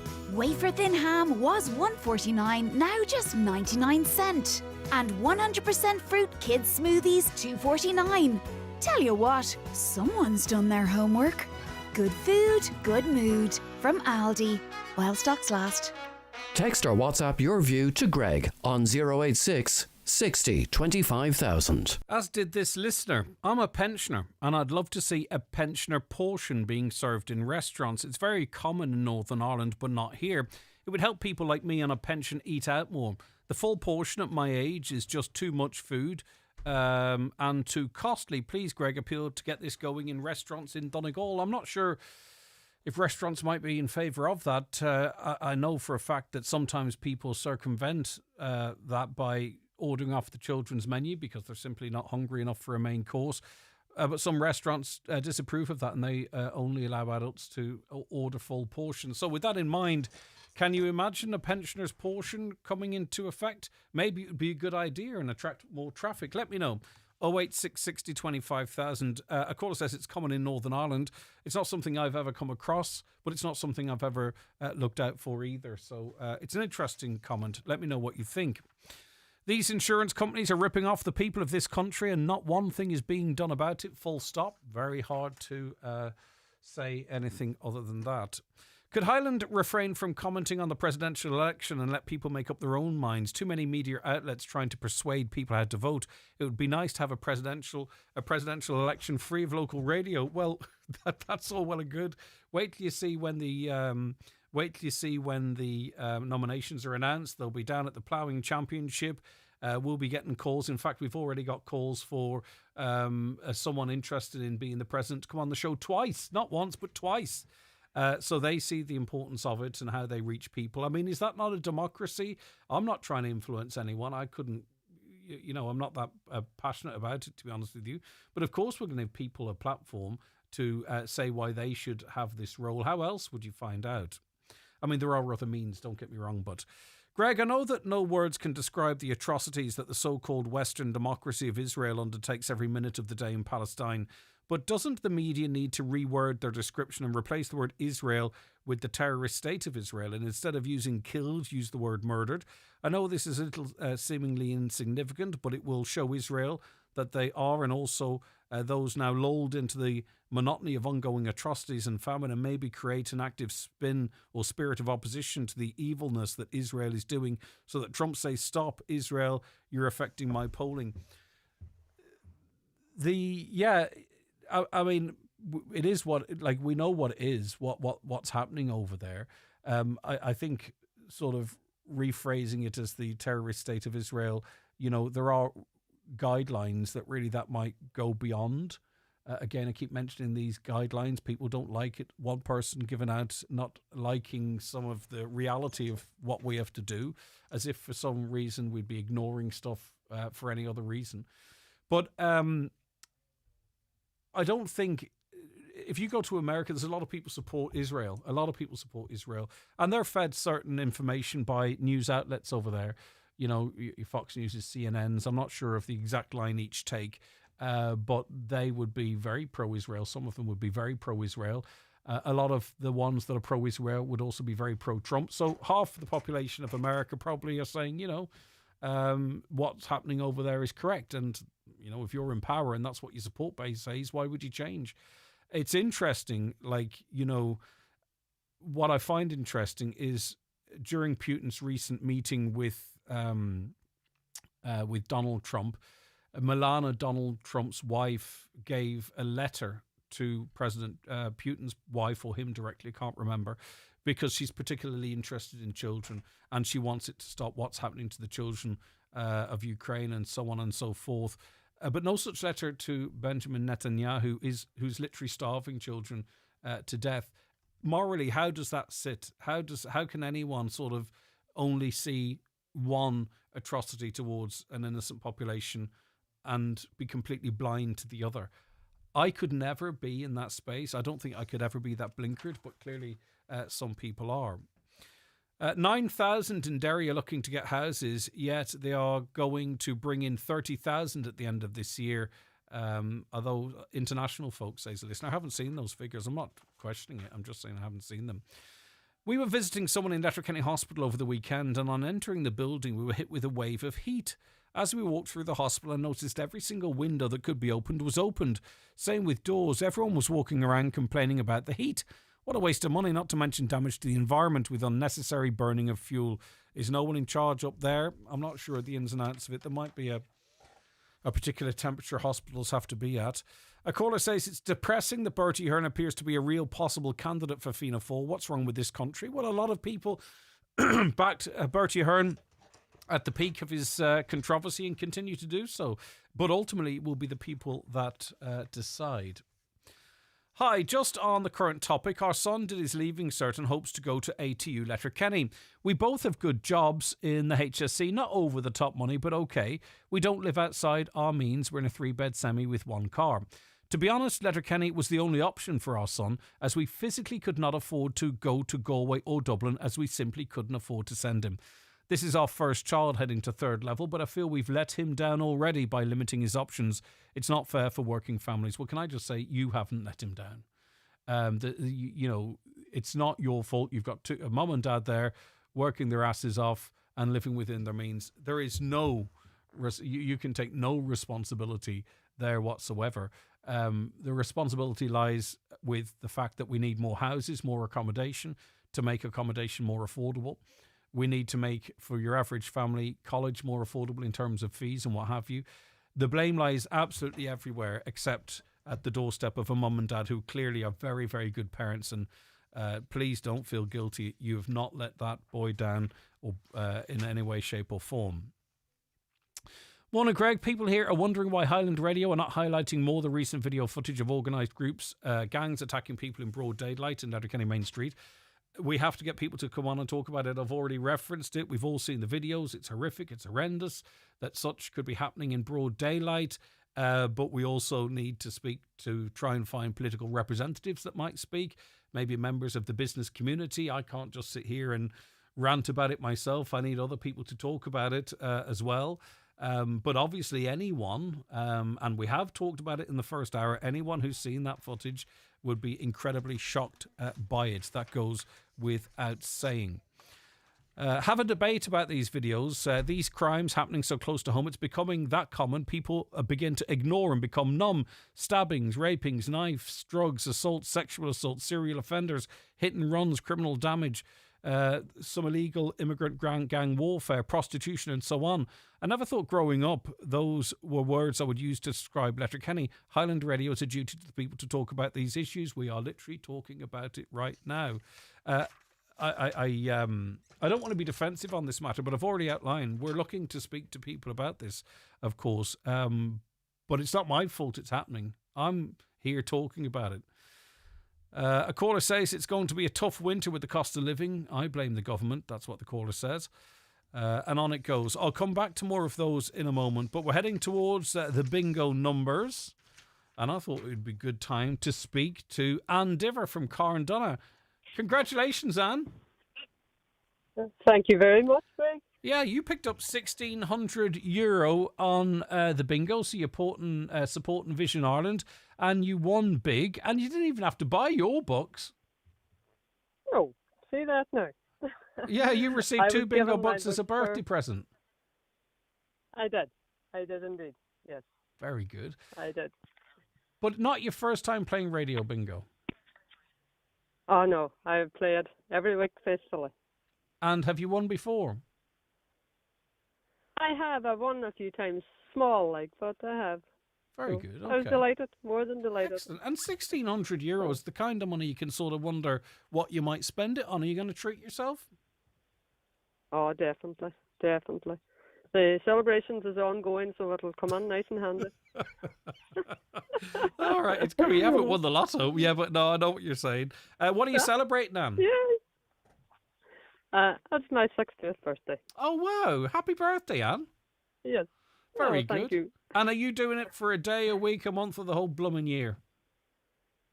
The whole year. Good woman. That's Good woman. possible. All right, okay. I want to see trips abroad. I want spa days, and I want, you know what I mean? You need to be treated like the queen that you are on your 60th birthday year. All right. Well, listen, what a lovely wee lift then. 1,600 quid in a good year for you. That's fantastic. Absolutely brilliant. All right, well done, Anne. Thanks for supporting Vision Ireland as well, because we're one of the main, when I say we, I mean us as a community, are one of their main funders for the great work that they do through the bingo. So it's great that you won, but also in supporting that great charity. Thanks so much, Anne. Congratulations, and delighted. And again, a big happy birthday to you. Well, thank you very much. Well done, Anne. Lovely. Thanks so very much indeed. Right, so how did she win 1,600? Well, there's a daily prize of €400, and if it's not won, it rolls over by €200 every day, so it increases all the while. It turned out that there was no winner since the 15th of August. That's why Anne's win is so high. Sometimes we get winners in consecutive days. Sometimes it rolls over a little bit, so it's a nice wee chunk to get. Also, €1,000 was won on the 14th of August from a rollover. So that's not doing too bad. So we had a rollover win on the 14th of August. One of the lucky players won £1,000. And then it rolled on then just to the 15th, only 4 days later. From the 15th, only a number of days later. And we have Anne Diver from Carndonagh winning €1,600. And a lovely lady and a lovely time of the life, the big roundy birthday, to be winning 1,600 quid, which has a 6 and an O in it. Maybe it's karma, maybe it's just the way it's meant to be. Rightio, let's take a break for those numbers. Maybe it's you today. It's time for Vision Ireland Bingo on Highland Radio. It's Tuesday, August 26th. Playing for the daily prize of €400 on the brown sheet. Reference number is S12. It's week 35. Today's numbers are 38, 66, 81, 52, 64, 88, 18, 17, 39 and 73. Phone your claim to 910-4833 before midnight tonight, leaving your name, contact number and the name of the shop where you purchased your book, and we'll call you back the next working day. Get all your Vision Ireland bingo information at highlandradio.com. Planning a trip between Donegal and Glasgow this summer? Loganair has added more flights to give even more choice for your summer travel. Fly Wednesday, Friday, Saturdays and Sundays. Enjoy more flexibility for your adventures, plus a free 15 kg check-in bag. Book now at www.loganair.co.uk. Terms and conditions apply. Celebrate your love at Anchorage Hotel, nestled in the heart of Donegal. With breathtaking views of Errigal Mountain and elegant surroundings, our venue offers the perfect setting for your special day. Experience exceptional service and create unforgettable memories. Discover more at anchoragehotel.com. You catch them in the corner of your eye, refusing to blend in. An electrifying presence you can't forget. The new Cupra Performance plug-in hybrid range is designed to move you further. With up to 130 kilometers of electric autonomy, you can set your course without compromise. Search Cupra plug-in hybrid today. All-electric range based on WLTP test data. Real-world driving results may vary. Your local dealer is DMG Motors, Clough Road, Donegal Town. Telephone 074 9721396 or visit dmgmotors.ie. The 9 till noon show with Letterkenny Credit Union, now offering mortgages from €40,000 to €600,000 with no hidden fees or transaction charges. Letterkenny Credit Union, 9102127. The Community Garda information slot is brought to you by Sheridan Security Systems, monitoring homes and businesses in the northwest for intruder, fire, panic and medical signals. Call Sheridan Security on 91 26025. 10:22 on this Tuesday, the 26th of August. It's time for Community Garda information, and I'm joined in studio by Garda Grania Doherty of the Letterkenny Garda Station. Grania, as always, thanks so much for calling in. No problem. Good morning, Greg. Before we get into the appeals, just to reference what people have been texting about and sharing widely on social media, two instances that happened in Letterkenny in recent days. There aren't appeals in relation to that, but I wanted to reference it because people will instantly go to the fact that maybe we're trying to conceal something or other. But that's for operational reasons, legal reasons, and to ensure the successful progression of the investigations, I'm sure. Exactly, yeah. So Garda, you're very much aware of both incidents that you were referencing earlier this morning, and both matters are under investigation. For operational reasons, we won't be discussing it on air, but we are very much aware and we're following a definite line of inquiry in relation to both. And also just a quick reference, obviously, the way things are now, there are cameras everywhere. And not necessarily, I'm not making a judgment call on whether people should post this information or not.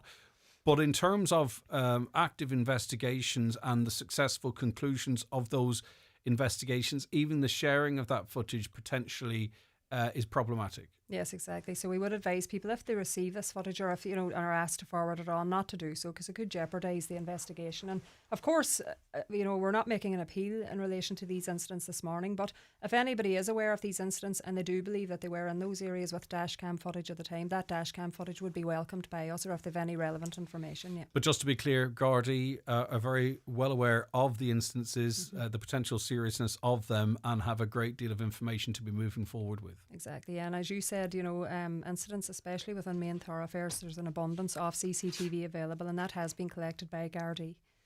Right, let's move on to some further appeals now, and a burglary in St Johnstone, Grania. Yes, so Gardaí are investigating a burglary. This occurred at a vacant property in the area of Brandon Park in St Johnstone between August 1st and August 19th.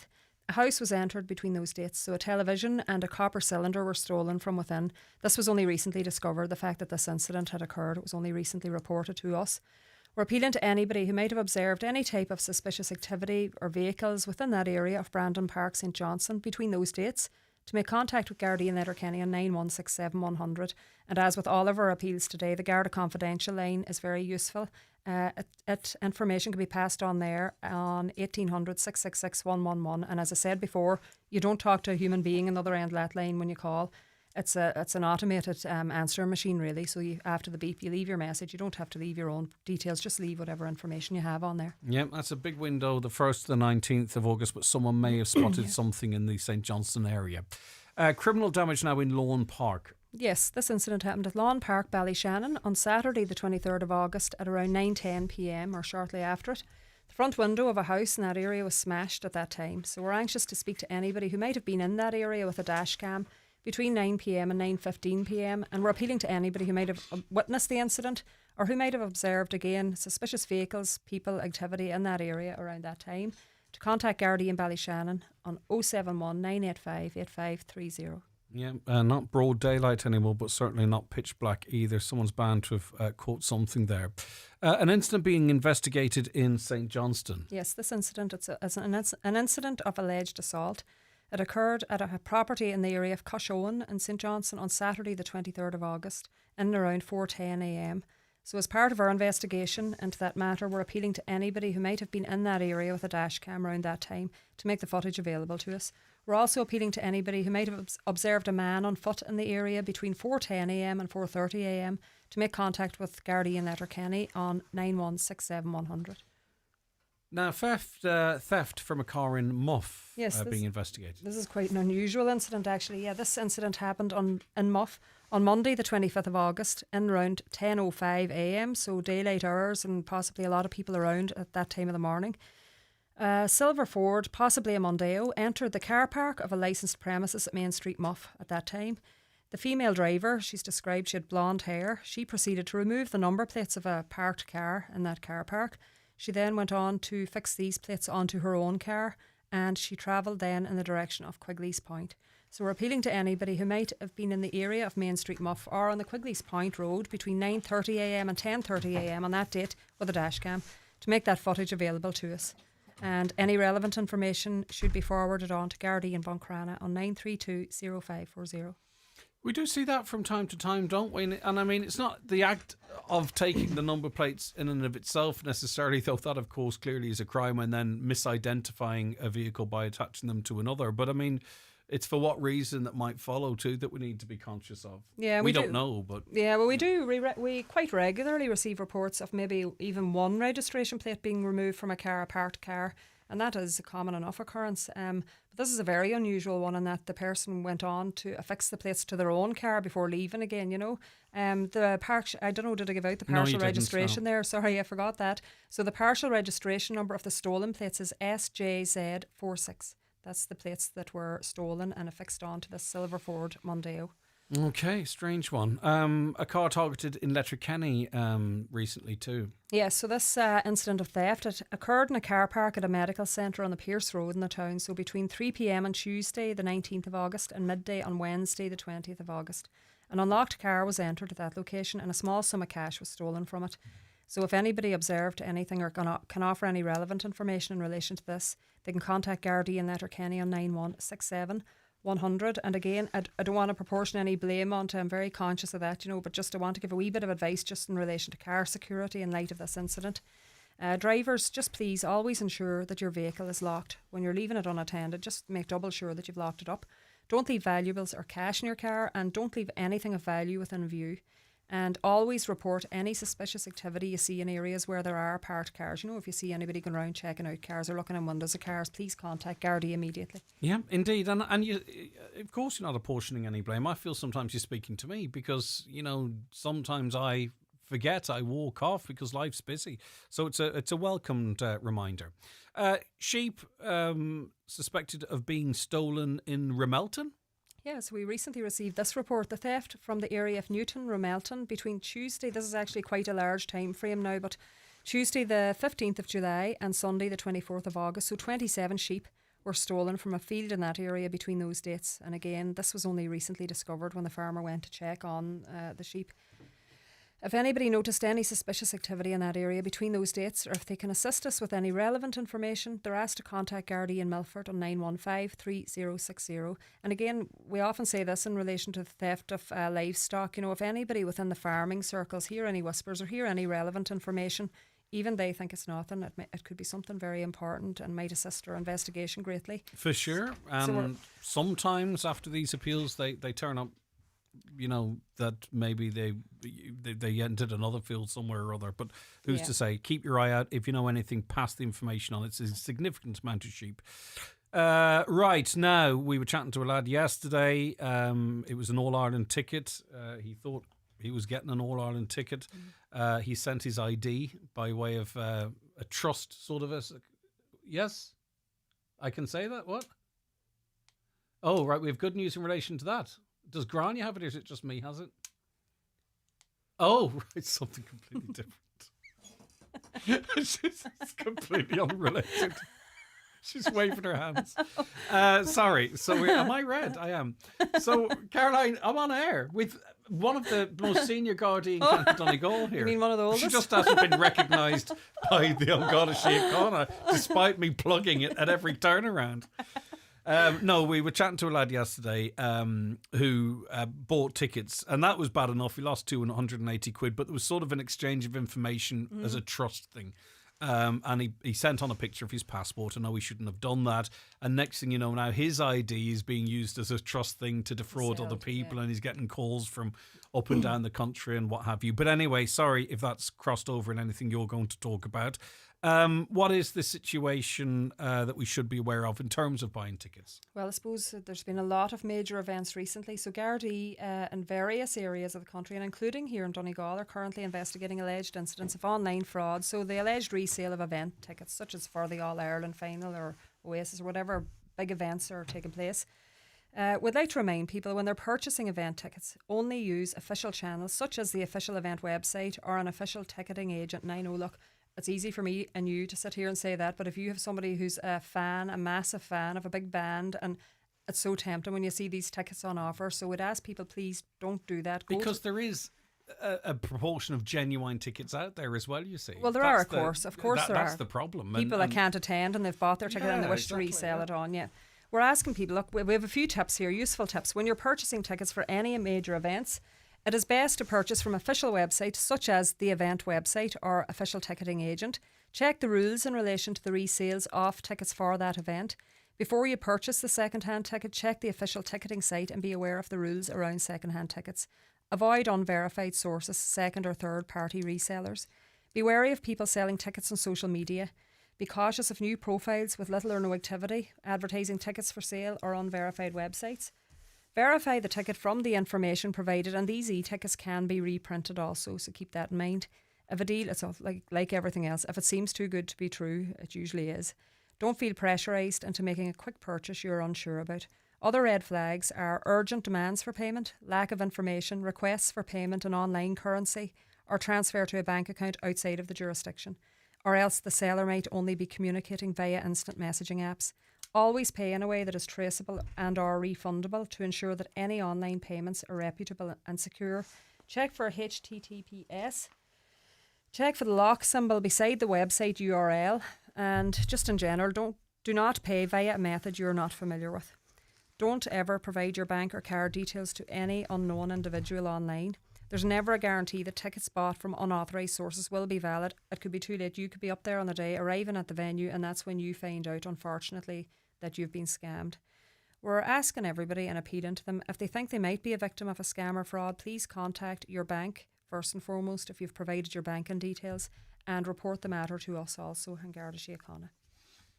There is also an issue at this time as well, and it's particularly at this time, but not exclusively, of accommodation fraud. And I think we're particularly more vulnerable to that because how far we are removed from, some of the colleges down the country. Yeah, so, in the first 6 months of 2025, reports of accommodation fraud have risen by 22%, with approximately 160 cases recorded by us. So that's the first 6 months of 2025. So, in light, the recent Leaving Cert results and the third level CAO offers will be coming out, I believe, this week or next week. So we're just advising that accommodation fraud typically peaks at this time of year, particularly when students are seeking accommodation. So we're advising everybody, please be wary of rental scams, especially students that are returning to college. Rental fraud occurs when a victim pays money to rent accommodation, typically in the form of a deposit, and then afterwards they discover that transaction was fraudulent. So just a few examples of rental fraud. So the fraudster claims to be out of the country. They can't show the renter the property unless they pay the deposit first. You then pay your deposit and then you're at the loss of the deposit. The fraudster is living in the property. They show a number of people the property. They get a deposit from several people and then they're gone. Adios, they disappear with your money. The transaction appears normal until the renter finds out that the property doesn't actually even exist. It's already occupied, or that the keys don't work, and then at that stage the so-called landlord has disappeared. So there's plenty of advice there in relation to accommodation fraud warning signs, and it's at the Garda Síochána website, garda.ie. Fraudsmart.ie is actually another great website for scam and fraud I think advice. too, they work by putting pressure on us. You have to be quick. It's going. Get in now. You'll miss out. And mom or dad or both are trying to make the right decision. And the teenage, if we don't get this now, we're going to lose it. Well, particularly, it's so easy to fall for. It's so easy. Yeah. Well, when the CAO offers come out, for example, the panic will be on that evening straight away, especially if it's some of the big cities, Dublin, Galway, Cork. If it's one of those areas and think it's going to be snapped up, we need to get in there and we need to act now. And as you say, there's a sense of urgency. Yeah, sadly work, isn't it? Yeah, but just anybody, before the offers come out, go onto the Garda website or fraudsmart.ie, read up on rent fraud. And, just inform yourself about it before handing over any money or making any agreements. Have you any information about an open day at Buncrana Garda Station? At the fire station open day?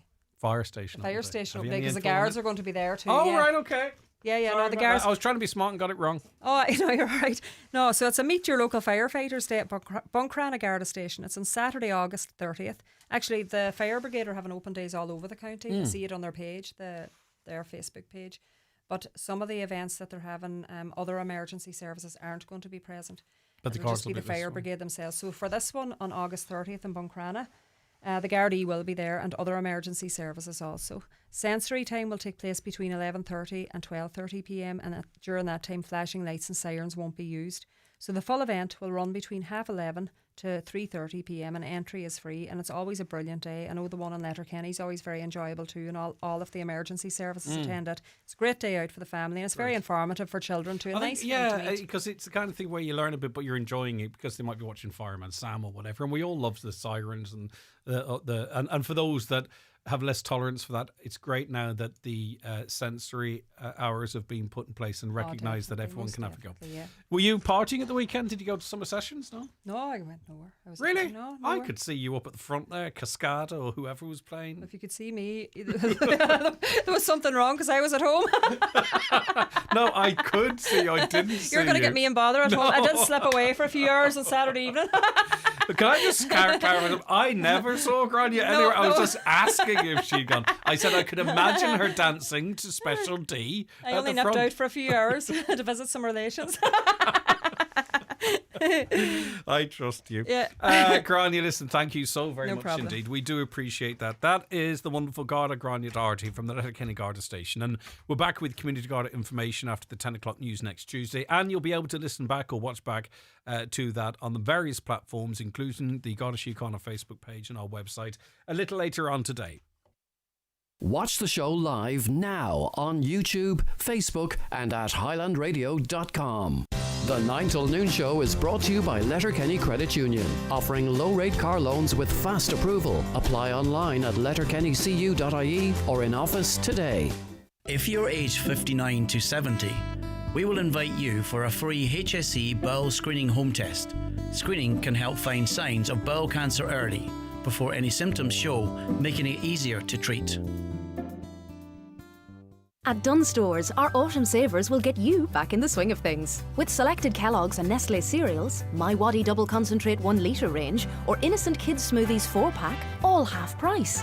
Or a range of snacks and drinks like 7-Up 2 litre, Cadbury Twirl 5-pack, or Tato Snacks 6-pack, mix and match any 3 for €5. And save more with your 10 off 50 or 5 off 25 vouchers. Dunnes Stores. Always better value. Terms and conditions apply. Vouchers can be used on next grocery shop. Prices subject to deposit return scheme fees. At iMotors, we've grown with you, earning your trust mile after mile. As your authorised Nissan dealer, we share a fearless drive for the road ahead, built on innovation, reliability and care. Whether you're on the main road or a back road in Donegal, test drive a Nissan built for your journey. Visit us in Letterkenny, Malin Village or at imotors.ie. iMotors, fearless generation. Planning a celebration? Discover the brand new Lily's Restaurant at the Mount Errigal Hotel. A stylish new space with beautiful surroundings and your own private bar. Perfect for birthdays, communions, anniversaries and more. Book now at Res Diary or call 074 912 2700. Are you looking for a new car, a holiday or to pay off those bills? With Highland Radio's mega summer draw, you could be the next person getting this call. Yeah, the name was pulled out, Dolores. Oh, God almighty, did some of us won. I enter them every time. We're giving away €2,500 in cash every Friday until September 5th. And on the 5th of September, one lucky winner will take home €10,000 on the 9 till noon show. Head to highlandradio.com and enter our mega summer cash draw now. Don't miss your chance to make this summer unforgettable, only with Highland Radio. Don't delay when you get your bowel screening invitation. Call us today on 1800 45 45 55 or visit bowelscreen.ie. From the HSE. The 9 till noon show with Letterkenny Credit Union. Simplify your debts with a debt consolidation loan from Letterkenny Credit Union. Call us on 074 910 2126 or apply online via our app or in office today. Monster Bingo every Tuesday night at Mulroy Woods Hotel. €3,300 must go with €1,000 on the last page. Doors open 7:30. Bingo starts at 8:30. That's Monster Bingo this and every Tuesday night at Mulroy Woods Hotel, Milford. Hurry! The Hillary Summer Sale ends soon. Don't miss out on up to 50% off hundreds of made-to-measure blinds, curtains and shutters. Plus, you can still get €50 off your blind order when you choose electric. making controlling your blinds a breeze. But be quick, these offers end 26th of August. And if you find the same product with the same service for less, we'll match the price. Book your free and home appointment today or visit hillarys.ie. The Hillarys summer sale ends soon. Don't miss it. Conditions apply. Hi, Paddy here at Shane Conley Cars in Donegal Town. Are you looking to upgrade your car? With Shane Conley Cars, you'll find makes and models for every budget. Great finance options, and we also accept trade-ins. Check out shaneconleycars.com or call in to us at Shane Conley Cars from Lonaher Road, Donegal Town. Did you know you can earn up to €14,000 tax-free if you rent a room in your own home to students? If you're in Letterkenny and have accommodation to rent, maybe a house, apartment, digs or a room, the Students' Union at ATU would love to hear from you. Call 086 77 02 700 or email suwelfare.donegal@atu.ie to have your property added to their student accommodation list. Make the most of the last weeks of summer at Century Complex. Enjoy blockbuster movies, indoor soft play, thrilling crazy golf and delicious family meals all under one roof. Rain or shine, there's fun for everyone this August. Century Complex, perfect for keeping the kids entertained whatever the weather. Visit centurycinemas.ie for more information. Highland Radio weather updates with McElhinney's. Get back to school sorted with all the essentials from school jumpers to shoes. Visit our kidswear department in store or shop online at mcelhinney's.com today. Breezy today with sunny spells and showers, some heavy and moderate or fresh and blustery southwesterly winds, highest temperatures of 16 to 20 degrees. I'm joined in studio now by Liam Cannon, who's a psychotherapist and owner of New Dawn Counselling. And we invited you in, Liam, because, you know, unfortunately in Donegal we seem to get more than our fair share of tragedy. Yeah. Maybe every county says the same. Yeah. But particularly in the last while, there's been a terrible loss of life, particularly amongst our young people. Mm-hmm. And I found myself sort of trying to comprehend it and then couldn't. Yeah. I kind of almost gave in on it. Do you know that sort of a way? Yeah, sure. Because it's so unimaginable, and it's a grief that's so widely felt, Liam. Yeah, completely. You know, and I suppose a lot of these situations are unexpected, totally unexpected. And I suppose we ask ourselves, maybe, you know, what are the contributing factors? And as at the time, I suppose it's very difficult to it's very difficult to find answers, and for people who are in those situations, I think the first thing they look for is an answer, try to make sense or meaning of what's just happened. So you know, there's I suppose there's that trauma, that instant trauma, and there isn't any answers and there's no explanation, and nobody can actually help them out at that particular time. And I suppose that might seem stark, but we have to be realistic. You can't reason in those early stages, and there simply are going to be questions that are unanswerable. Yeah, absolutely. Not in those. I mean, I think most people want to help in those early stages, and I think the best help you can give anybody is just to listen to them. You know, they have to go through that initial numbness, you know, pain, panic, denial, you know, as all part of the grieving process, and disbelief, you know, frustration, anger. And I suppose the most important support you can give somebody is not trying to make it better, which is I suppose the human reaction is try and resolve something. You can't resolve this, and the best support you can give them is to listen, hear them, validate them, and just you know, give them space. Really. Yeah, because people often struggle for words, and what you're saying, and it makes perfect sense. You know, allow an open conversation. You can't fix things. You can't make someone necessarily feel better by rationalizing it or something. You just listen and allow them to control the conversation as much as possible, or perhaps just to be in the company of another person with no conversation. That's right, yeah. And, you know, I suppose if we think about this, you know, what is actually happening is something unexpected happens quite fast. We're not prepared for it. We're going about our normal life, and suddenly, we're met with bad news. And the first thing the body does is the body shuts down. It hears what's being said, but the nervous system responds, and you go into that place of numbness. So you might sit and say nothing because you're in total shock.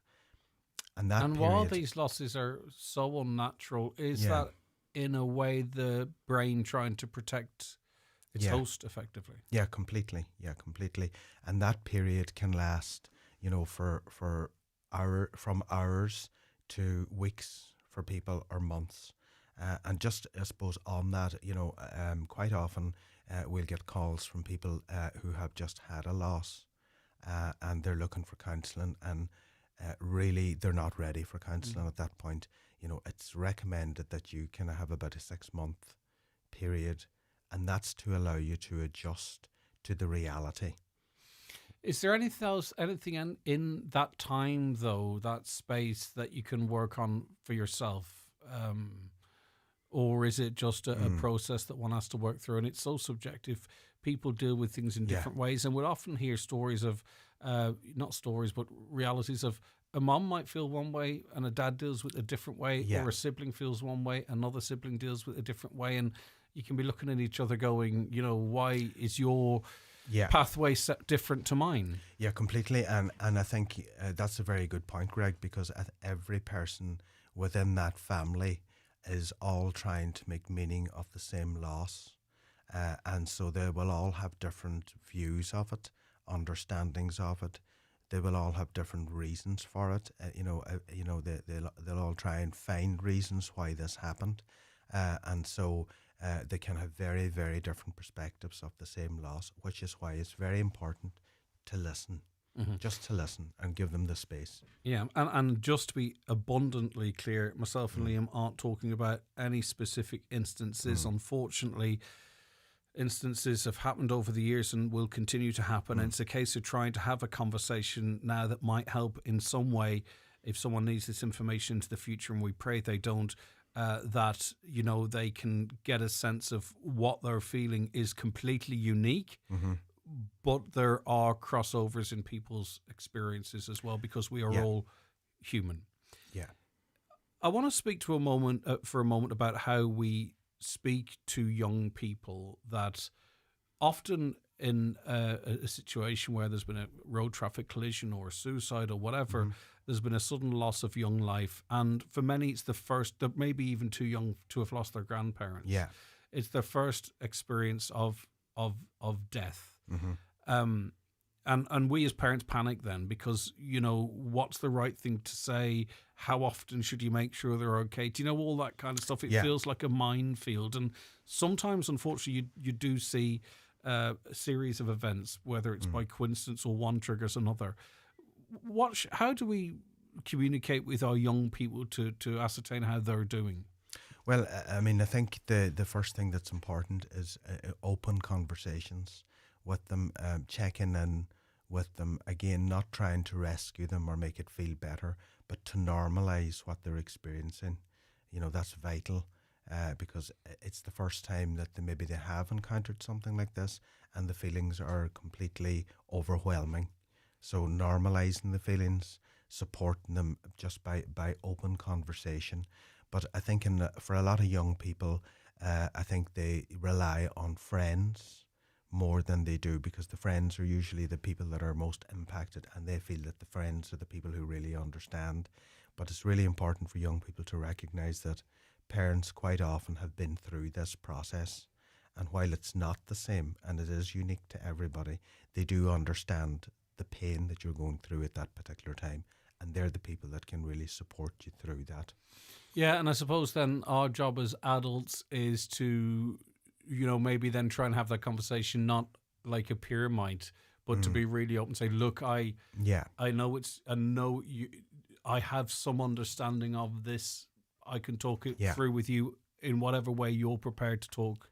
Yeah, completely. Rather than trying to come down to their sort of level, not down to the level, but you know what I mean? No, completely. And I think it is about not making it better for them, because you can't. And I suppose that gets interpreted then by a young person as you don't understand, because you're saying something that doesn't make sense to them at that particular time. So it's really giving them the space to be how they are in whatever way they present to you, but being able to listen and hear. And I think as parents, maybe our part is it's about not rescuing them at that particular time, because that's what we tend to do. We try to make it better for our children, and sometimes they then feel that they can't come to us or speak to us. Yeah, and do you know what? I that. think I could find myself, or have found this myself, Liam, in a situation like this where I feel that I'm trying to help, but maybe I'm actually trying to hear what would make me feel better. Absolutely. Does that make sense? So rather than my focus being on how can I support this young person in my life, I might be saying, what can they say to me to ease my worry or my concern? Yeah. And I have to step out of that, don't I? You and do, actually sort of say, no, I can deal with this. How can I offer them support and not sort of be actually really seeking support in return? That's it. And it's about holding that awareness when that arises for you, that you have to be mindful that this is not about you, this is about them. And our innate human I suppose nature is to make things better for people, and so we try then to make it better for them, but we're missing the point in their view. Yeah. And I just want to make, you made it clear, and I want to make it absolutely clear, when we talk about seeking mental health supports in the aftermath of something like this, that's somewhat different to counselling, because counselling is a program perhaps over an extended period of time to help you try and carry your grief with you or move forward. But if you are feeling obviously like you may do harm to yourself in the immediate aftermath, it's imperative that you ring some of the agencies such as Aware on 1-800 80 48 48 or the Samaritans on 116 123. You will recognise it in yourself that it's urgent assistance that you need, which would be separate to sort of the bereavement counselling that we're talking about. Absolutely. And I mean, I think the first thing is that if you do find yourself in that situation, particularly after suicide, quite often, when somebody loses someone close to them to suicide, they then themselves become suicidal. And I think in that situation, it's really important. First port of call is always your GP. You need to go in and speak to your GP and share that information with them, because this is where I think there's actually something that's really important happening currently, and I think it's to do with young people in particular are reaching out to ChatGPT and TikTok and other platforms, platforms to seek like that. solace. And actually, some countries have actually banned that. Well, unfortunately, TikTok, for an example, there's an awful lot of information there that's enabling. Exactly, and that's the point. There's never a good time for me to sort of ask this question, and maybe it's not for a psychotherapist, or it is. Is it appropriate to speak to people about the consequences of suicide, for an example, in that, maybe they might be of a view that there's no option, that maybe they'll be celebrated in their passing and remembered and eulogized and what have you, and maybe they don't fully consider the devastation it leaves behind. Is it helpful to discuss that with a young person, or is that actually just increasing a burden or a cross? Well, no, actually, I think it's always, I mean, I do honestly feel as a psychotherapist for many years that one of the biggest issues we have in society really is that culturally we don't know how to address the suicide issue. And I think there's a huge issue in that in itself, in that I think we do need to start having open conversations about it. We do need to normalise it. It's a part of everyday life. And we do need to look at how do we actually support people, because historically there has been a lot of stigma associated with suicide, even in how it was recorded. We're still only working on it now. The coroners at the moment are only. Yeah. So in terms of when you're very young, when you get older, and I'm not saying suicide only affects young people, but as you get older, you grasp at every opportunity to live, almost for the most people. But sometimes I think younger people, they don't maybe understand the finality of it, or I think that's true. Yeah, or the consequences for those that they love so dearly. I'm just. Again, suicide happens so frequently. There's never a good time to discuss this. Yeah. I'm not referencing anything current, but is that a route that we need to go down in terms of trying to reach people? Well, yeah, I think yes. There's certainly a lot of common sense in what you're saying in relation to, maybe talking to people, younger people, educating people about the impact, the longer lasting impact that suicide has. And that's one part of, I suppose, what we can do as families right around our communities. But I do think that we need to be doing a hell of a lot more in relation to the whole suicide piece itself, in that when somebody, and it's the understanding, it's understanding suicide fully, because when a client or a person actually gets into that situation where that suicide becomes a choice, it's practically impossible currently to change that around. And the reason being is because when that person makes that decision, they somehow feel a relief. And it seems like the right thing. And I suppose the reason that we're not good on this is because our support systems, our mental health systems out there are not adequate to support people at that point.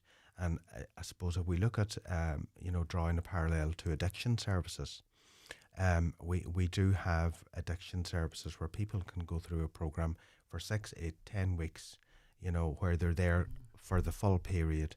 And I think in relation to suicide, we need exactly the same resources. But often you hear, in terms of how we deal with addiction, the person hitting rock bottom before seeking help. 100%. But unfortunately, in mental health, that rock bottom can be the act itself, if that makes sense. Yes, quite often, and unfortunately. So even that, it's intervening or finding a way to reach people prior to that.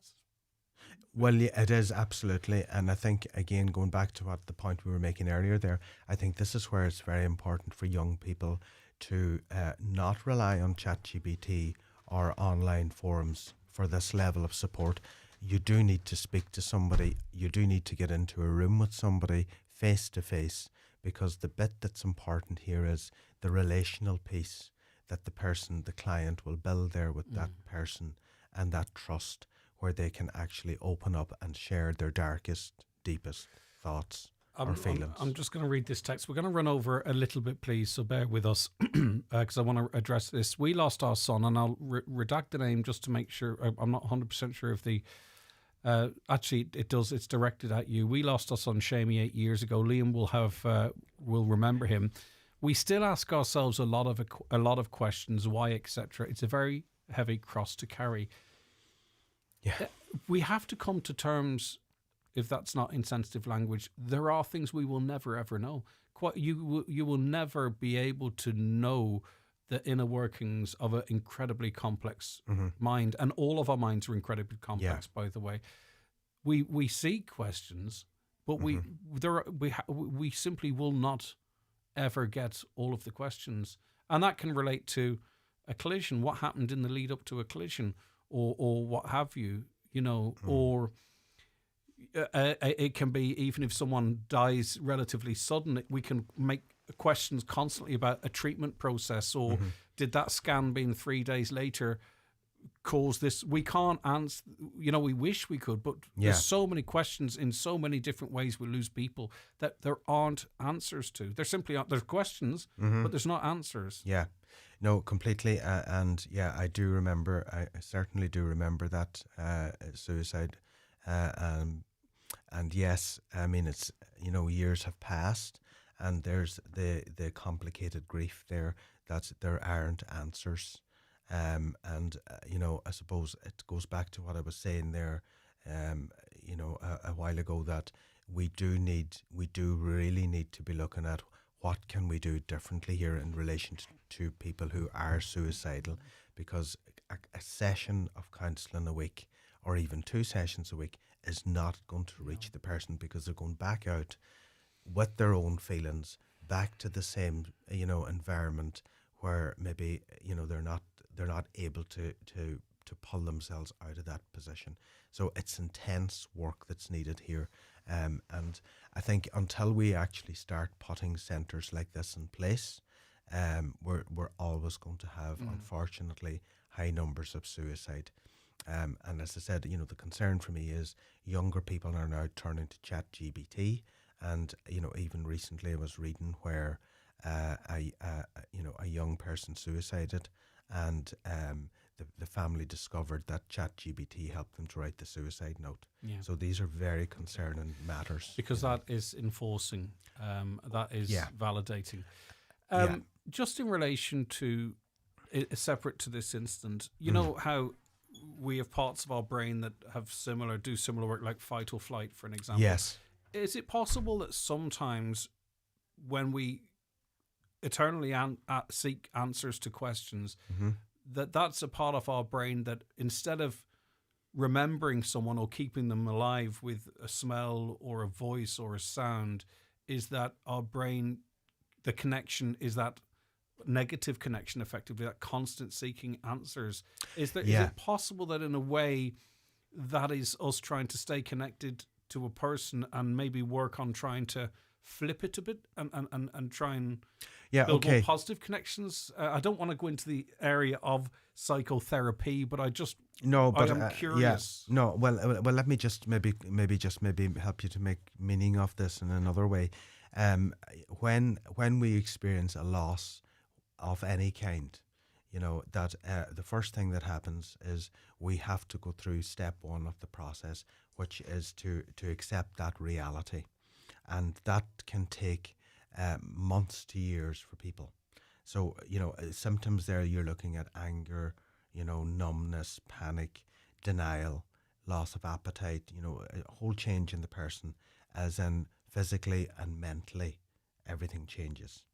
And then with time, we hope that if we can make meaning and sense of that, we move then into the stage 2.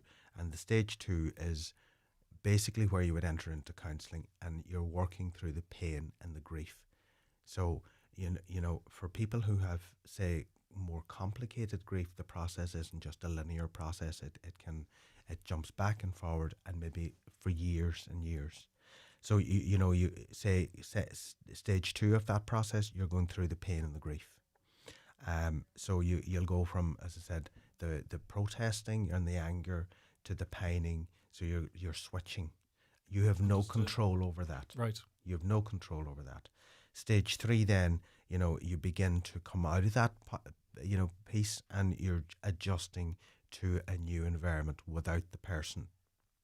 And then the last piece then you go through is the piece that you're just referring to, is that you find a connection. So, that you find a connection, it's a way of keeping the deceased person alive and with you. And that's the final stage of grieving, which is very important. That's where you can actually feel joy again. You begin to feel, life again. You begin to move on. But the person is part of that. So, for example, just giving an example here, if you had lost somebody who was, say, big into football, and they went to all, say, Donegal matches, and then following the loss, you find yourself that you can't face going to matches. At the very end of the grieving stage, when you come out of that, that might be the solace or the hope or the comfort you get. I can do that again. I can do this again. I can imagine what such and such absolutely would have been what doing would be with saying, and what they would be thinking, and what they would be saying. And the thing is, there's no timeline on those stages. We're all different. Okay. No, but as you said there, you go back to the very start of this, the fight flight piece here, and it's like that's when we talk about fight, flight, and freeze. And there's more than that. There's flop and various other ways of describing it. But when we go back to that stage, you yourself, your brain is saying one thing, but your body is doing something else. And it's because, there's a disconnect happening. It's nearly like there's a miscommunication happening between the brain and the body, and the brain's trying to control something that the body is saying no. And so I suppose the thing that's important here, I suppose, as well, is just to, acknowledge for people that might maybe help put a frame on some things for them, is that, when you lose somebody in any way, in any circumstances, your grieving process is determined by the quality of the relationship you had with that person. Truth, yeah. When they were alive. Yeah.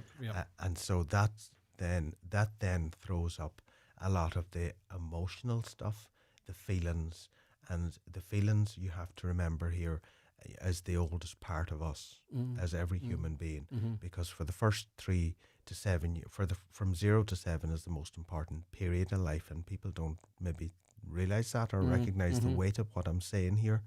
But the first 7 years are the most important, because particularly the first 3, we experience life not as thinking, but as feeling. So everything we know that shapes our view of the world is during that period.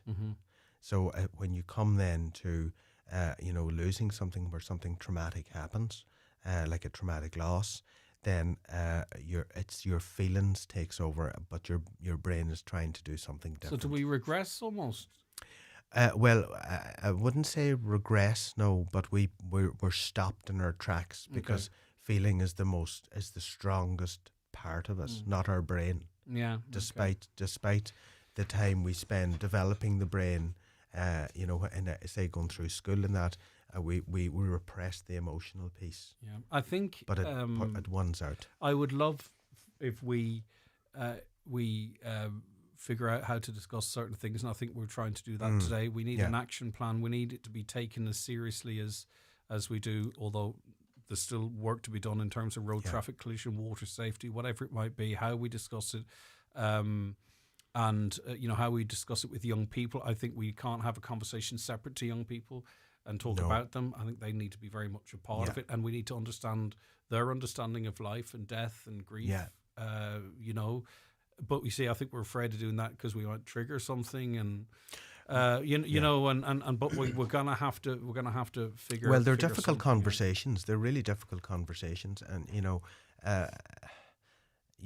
really difficult conversations. But I think we really need a lot more research here, where we're actually looking at how do we make this, how do we put services in place that actually meet the needs of people. Yeah. Because there's clearly something not working. And I think given the impact this has on an individual, but the family and the wider community, it's a responsibility of the state to do that, as they are charged with our health. Yeah, completely. Liam, completely. listen, it's just very important that people understand, by the way, that we're talking about this, generally speaking, as much as you can, and that it's about maybe helping us all to figure out how to discuss this and deal with this. If this has had an immediate impact on you, of course, Pieta House, 1-800-247-247, Aware, 1-800-80-48-48, Samaritans, 116-123. There are specific counselling services for children, Dewey's Corner, for an example, and there are counselling services available from Liam, Noon Dawn Counselling, and elsewhere as well. And find out when it's the right time for you. Yeah, and on the whole counselling front, I would say to people, go and when if you decide to go to counselling, there's something I suppose that is a very important point for me to make, that I think check out your counsellor, because there's a lot of counsellors out there who are not properly qualified, and it's to do with regulation, but they're doing all sorts of work.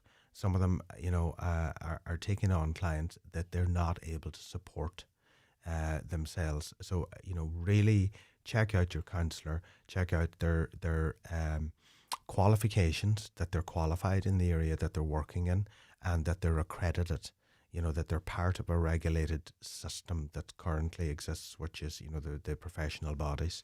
So it's really important to do that, because otherwise you can find yourself grieving and then with somebody who's not able to support you, and you're feeling worse. Yeah, and just to be make sure that you heed Liam's advice, if you have any influence or young people in your life, that young people are using artificial intelligence, Gemini, ChatGPT, Grok and others, and they are not designed for that type of work, and you can circumnavigate any protections there as well to have your feelings affirmed and not helpful advice given. Also, really be careful of TikTok, because someone might go onto TikTok and seek some sort of mental health support. So the algorithms will throw all manner of stuff at them, which also might actually affirm how they're feeling and have a very negative impact on them as well. We are having to counter what is going on in spaces where young people and not so young people, by the way, they congregate. Liam, thank you very much for your time. I do appreciate it. That's Liam Cannon, psychotherapist and owner of New Dawn Counselling. That conversation so important that it ran on a little. So we'll have news headlines for you again at midday at the end of this programme. Highland Bakery brings the magic to your morning tea break. Golden scones, still warm, soft in the middle and impossible to resist. Look for the packet with the rabbit on it. Fresh from the oven to your local shop. 25 years of Highland Bakery. For the biggest names in perfumes and aftershaves, visit McGee's Chemist Letterkenny. Dior, Armani and Hugo Boss, Victor and Rolf, Marc Jacobs and Lancôme. Also Gucci, Yves Saint Laurent, Prada and many more. From timeless classics to celebrity favourites, there's a perfume or aftershave for everyone at McGee's Chemist Letterkenny and online at mcgees.ie. At Uisce Éireann, we're upgrading Ireland's water network to ensure a clean, safe and reliable supply for everyone. Sometimes this work can be disruptive. That's why we have a free text alert service providing real-time updates on outages and planned works over 4 hours in your area. So far, over 250,000 people have signed up. Join them and stay informed. Sign up today with your mobile number and air code at water.ie. Uisce Éireann, delivering water services for Ireland. All around Ireland, ordinary people are doing amazing things every single day with Return. They're turning empty bottles and cans into everything from vaccines to volunteer rescue boats. Like Buncrana Hearts Football Club, who are raising money through Return for sports equipment. Now, thanks to empty bottles and cans, their pitch is full. Join the thousands of initiatives using Return for Good at return.ie. The 9 till noon show is brought to you by Letterkenny Credit Union. Digital loans now available. Apply online or via our app today and get your loan transferred directly to your current account. An inquiry into the historical licensing and use of sodium valproate in women of childbearing potential has been established. Sodium valproate can cause fetal harm when taken during pregnancy, but is effective in treating epilepsy and bipolar disorder. So do not stop taking it without talking to your healthcare professional. If you or a family member have been diagnosed with fetal valproate spectrum disorder, the inquiry would like to hear from you. Visit svinquiry.ie, an initiative of the Government of Ireland. The 9 till noon show is brought to you by Letterkenny Credit Union, with monster loans available up to €60,000 for all occasions. Visit letterkennycu.ie. How would you like fresh organic goodness delivered to your door in the Inishowen area? Every Thursday, White Oak's Acorn Project packs up 6 tasty seasonal vegetables and brings them straight to your home, delivery free. It's local, healthy and perfect for families who love good food. Taste the difference today. Order online at theasacentre.com or call 07493 84866. We are here to help. F93 F104. It's back. 3 Hail Marys on Grainon Letterkenny, Friday, September 5th and Saturday 6th. Unmissable. See on grainon.com. McCullough Jewellers in Letterkenny are synonymous with fine jewellery, quality watches and giftware, with stores at Main Street, Letterkenny and the Letterkenny Shopping Centre, or online at ormccullough.com. You can choose from their quality product range in a relaxed atmosphere, and their sales staff will be happy to help you make the right choice, whatever the occasion. McCullough Jewellers, making moments magical for generations. Your wedding day deserves a setting as breathtaking as your love story. At Harvey's Point in Donegal, say I do on the sparkling shores of Loch Esk, framed by the majestic Blue Stack Mountains. From romantic outdoor ceremonies to elegant receptions in our grand ballroom, every moment is designed with love and delivered with 5-star care. Harvey's Point. Love at first sight. True love forever.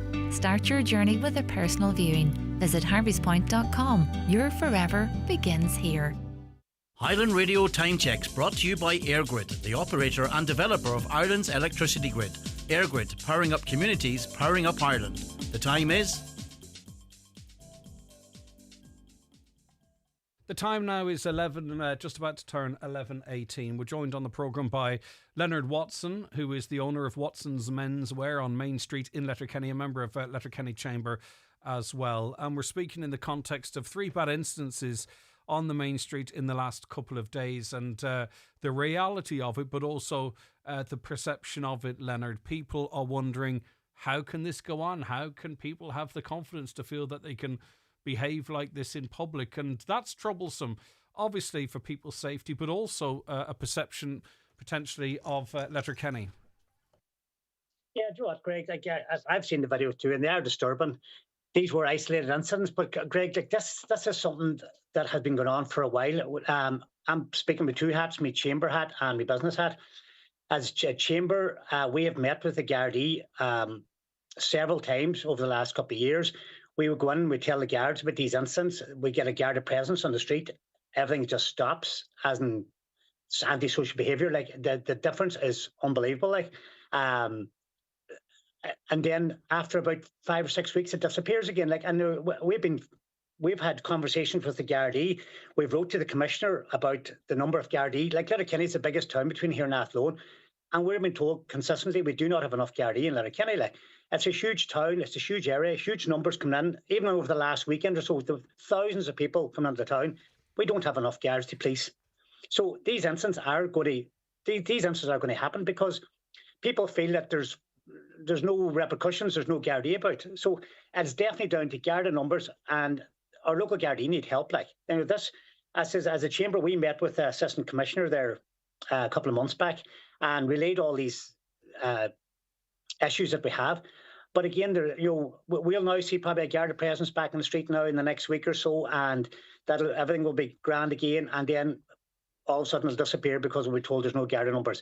So the Gardaí locally need help in this here. And as businesses on the street, we need help too, because these are isolated incidents. We had the busking festival thing in the street over the weekend, and there's hundreds and thousands of people around. And there's lovely atmosphere in that there, and that's the way the street should be like. But we always find when there's Gardaí on the street walking around, people feel safe. Yeah, it is troubling when people don't feel safe, though. And I think when things are captured on mobile phone, it always adds to the drama of the situation. But if you see people, seemingly wielding, offensive weapons, or you see, sort of violent behaviour, cars mounting footpaths and what have you, we can't talk that away. We have to talk about it because, as I said a little earlier on, people are making up their own minds on the social media space. Now, the people responsible for this, the Gardaí, are advancing their investigations, and they are from different backgrounds, and some people would try and suggest it's all from one particular group of individuals. That's demonstrably not the case. There is... For people of all different backgrounds, there is a sense that you can do whatever you want on Letterkenny Main Street, obviously, and the only way to stop that is guards. Yeah, do you know what, Greg? I'm not belittling these incidents. They're horrific. I'd be chatting to people too, and they'd be saying, "Is the Main Street safe?" And the Main Street is on the law. It's a safe place to go. But we are having these incidents, but it's purely down to Garda numbers. The proof of the pudding is we'd have seen maybe antisocial behaviour by young people in that day, and we were met with the Gardaí. The Gardaí put a patrol around the street. And as soon as that comes on, everything just stops. Like, there's no instance, there's no young people that. Just to be clear, because you're on the main street and you know it. So say 8 o'clock on a winter's night and it's dark. You would feel safe walking from the bottom of the town to the top of the town and the top of the town to the bottom of the town. You're satisfied that you would, on your own, you would feel safe. Me personally, Greg, I would, yeah, but I understand people, when you're seeing videos like this here, Greg, I do understand where people, they feel they can't go out at night, but again, you have a lot of people who go out walking at night, as you say at them times, they have to feel safe. So but we have a lot of people now that are going out in walking groups because they don't feel safe walking on their own. You're aware of that? Yeah, I know, because I have no different people who are in these walking groups, but I'm saying, Greg, this shouldn't be either. Like, you should feel safe in your own town, and visitors should feel safe. And it has to go back to the Garda presence. Like, well, I can't stress enough, when you see guards on the street or out on the beat or cycling about on bikes or even a Garda car, people feel that assurance that it's okay. Like, you can't have a population anywhere, and I don't care where it is in this world. You can't have a population of, I don't know, what is the population of Letterkenny at the moment? 15, 20,000, something like that? Not, probably 10? 23,000. Like. You can't have a population of 23,000 people anywhere that's not policed, because in that there will always be bad people. So so it doesn't matter if it's Letterkenny, it doesn't matter if it's Dubai, it doesn't matter if it's London, it doesn't matter if it's Glasgow. If there is no policing or no perceived level of policing, when you have that amount of people in a congregated setting that a large town is, there will always be problems. Greg, we probably had, between the summer sessions and the Truck Fest and the Indian Festival and the Busker, you could have maybe 15, 20,000 people extra in on Saturday and Sunday alone. Like, we do not have the Garda numbers to resource that. Like, and it's, we're the biggest town between here and Athlone. Like, we need Garda numbers for like, we're a town that attracts these events, and they're brilliant, and it brings people in, and and people come in and spend money and enjoy themselves. But we have to have the Garda presence. Like, I would have feared if we had a major incident over the weekend, which everything actually went off very well. What Garda numbers had we, like? Councillor, because there was no guards actually on the street on Saturday. Like, there was definitely no guards on the street on Saturday that I could see visible. And and it's not that there's going to be any bother, but just be nice to see a guard walking around. And, but as I say, though, the point I was trying to make, you can't roll the dice and there not being any bother. If you have a population of 22,000 with an additional 15,000, the world is such that there are going to be a number within them that are going to exploit that or go off the handle or whatever it might be. That's just the reality.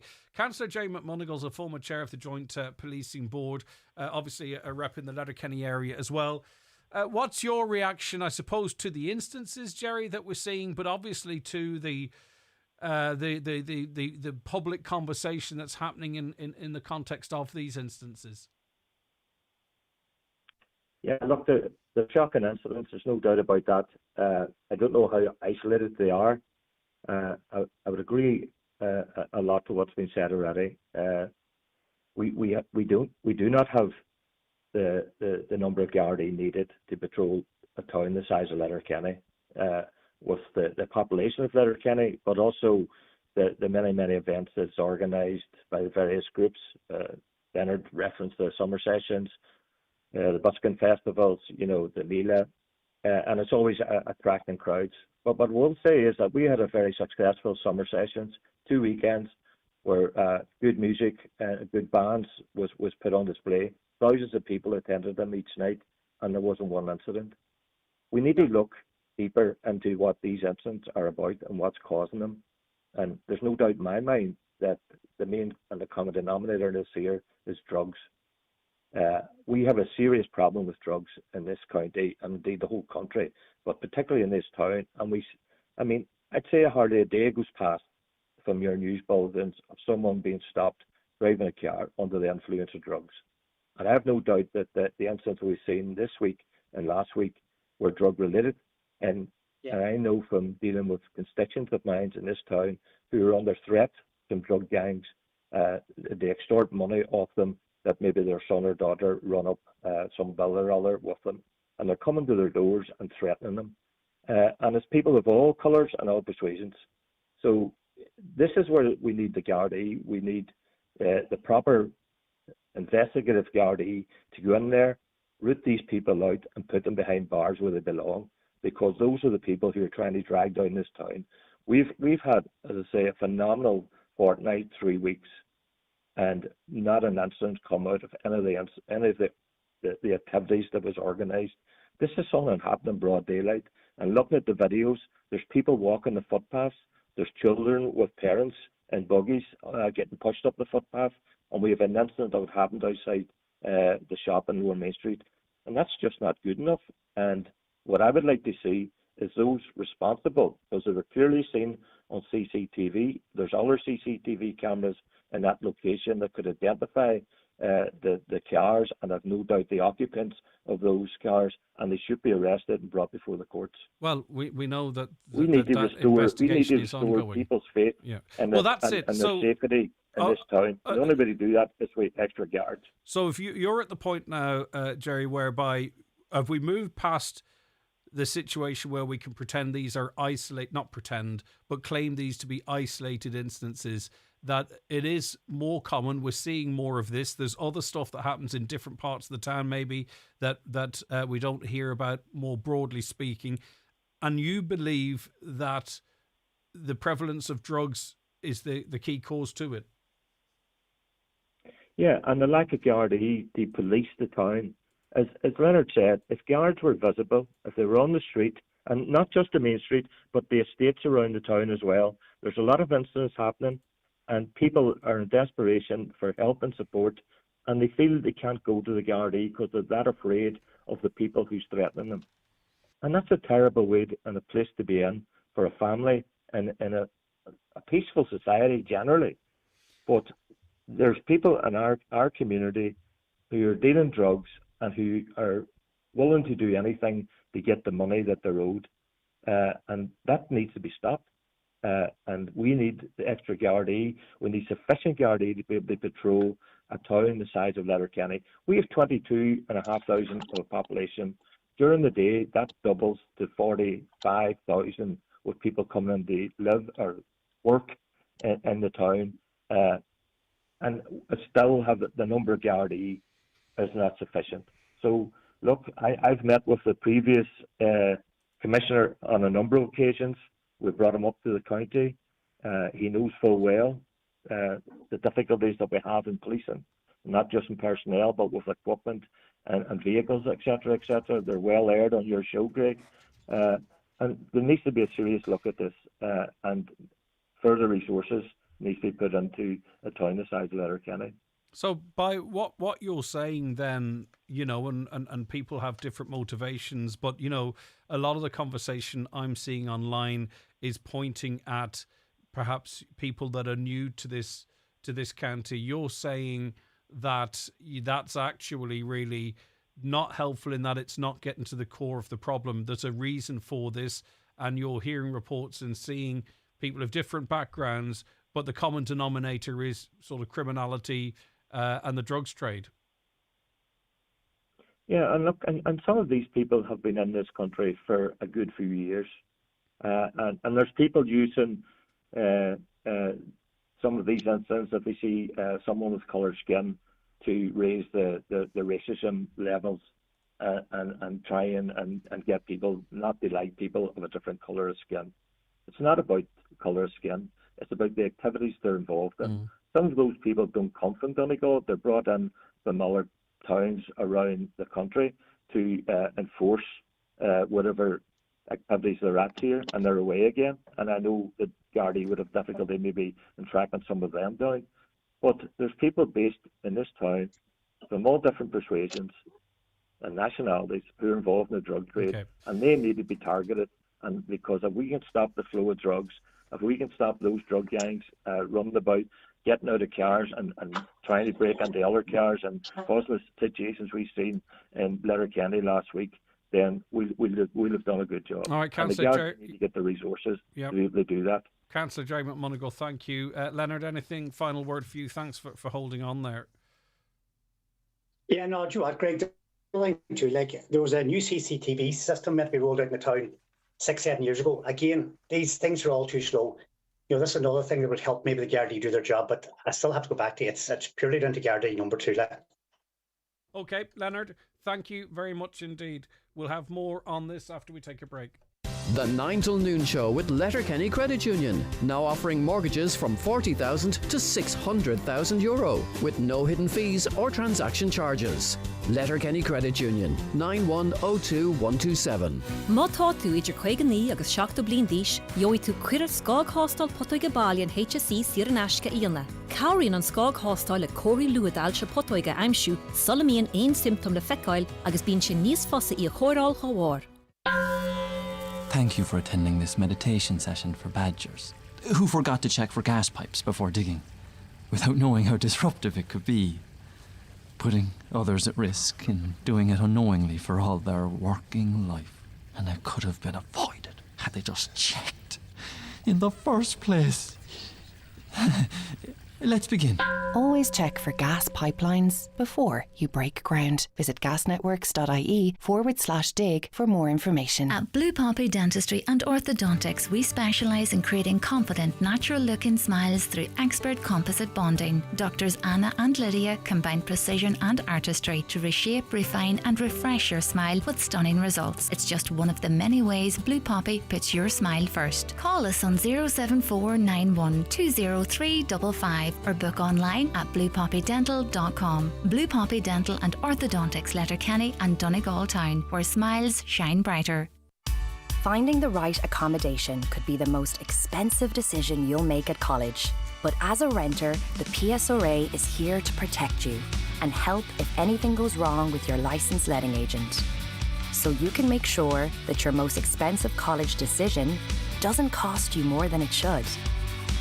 To learn more about your PSRA consumer protections, visit psr.ie. A message from the Property Services Regulatory Authority.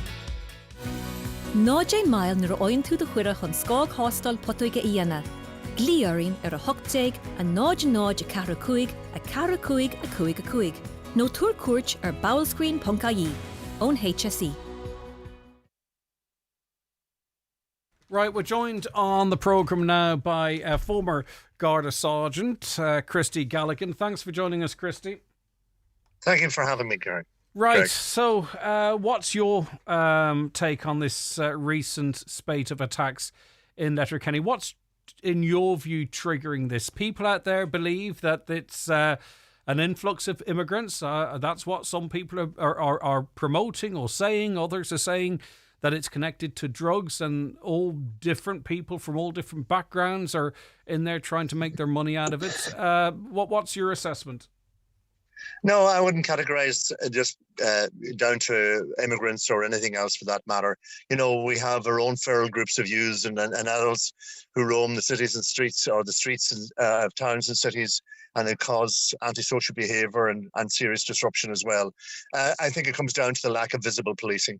I'm really concerned, as everyone else is, and I'm sure I speak for a lot of people, that the lack of visible frontline policing on our streets and our cities and our towns is a major concern. And the new model of policing that was introduced in this country, Greg, has been an abject failure. And I say that out loud as a former member of the force. I've been, and as many others, we've seen 24-hour policing foot patrols in this town over many years.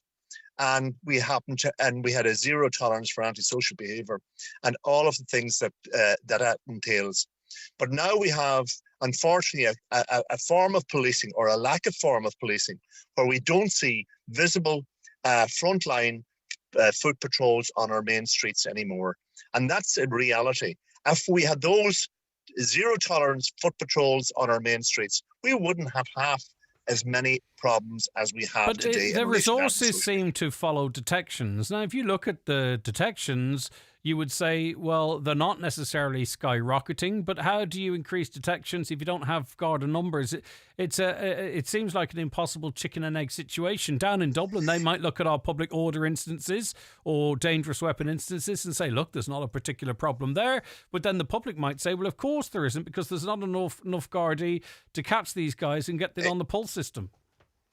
Absolutely, and I totally agree. And then we have the issue of reporting crime. The issue of reporting a crime in this country has shown a decrease in certain numbers and increase in other numbers. But what it has shown that the numbers of antisocial behaviour in relation to public order has increased, not to a huge existential extent, but it has increased. And now we have a problem whereby the powers that be are now putting the resources into the cities like Dublin.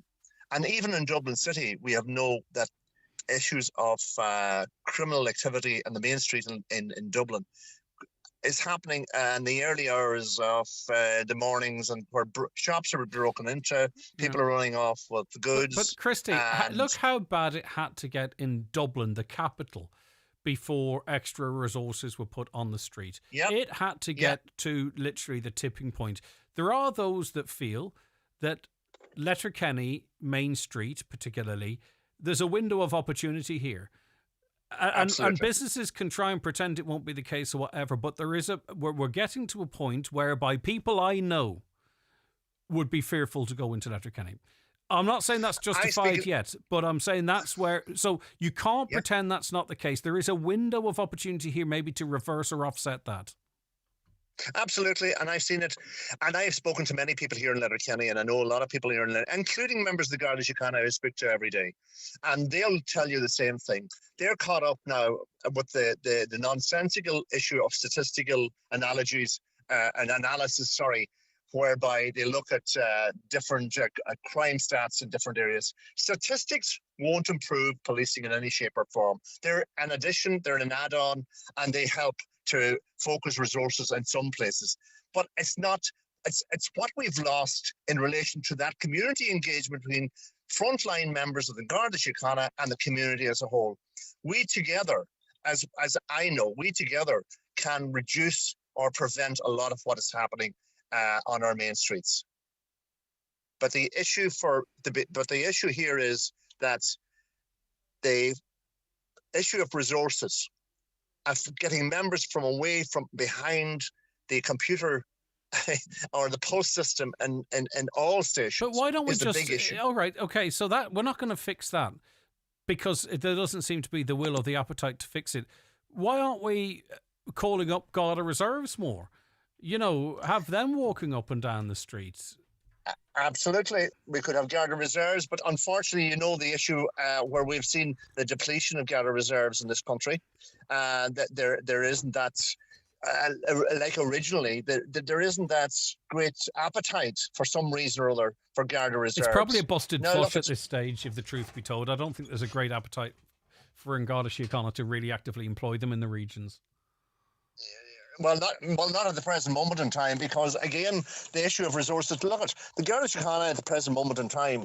They have increased the age, reduced the height, and done a lot of other things to attract people into the force as a whole. Unfortunately, that is not happening.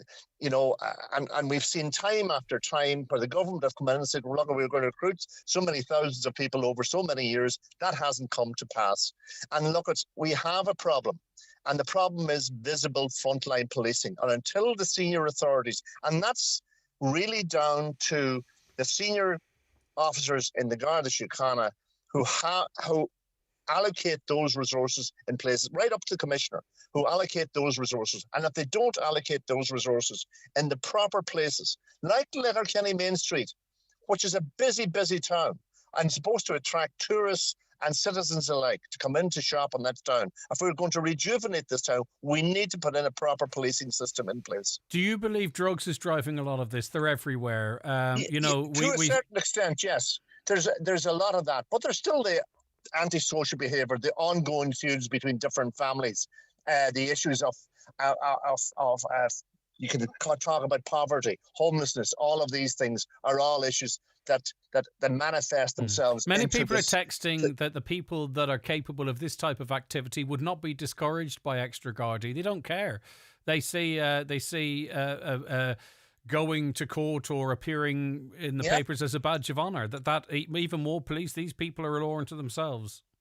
And a recent report and submission by the president of the district court recently talked about the issue of prison sentencing, bail, all of those issues that has concern for the judges in the district court, the lower level courts, and how the prison spaces are not available for people who commit serious crimes or repeat offenders, where they were released from custody and bailed to commit more offences, where they appear before the courts on free legal aid, where prison sentences are either suspended or there's community services order issued in relation because there's no prison spaces. And all of these things manifest into a culture where they, as you say, the badge of honour by some of these guys and girls to a smaller degree are seen as something big within their own communities. All right, so and that's the problem for all of us.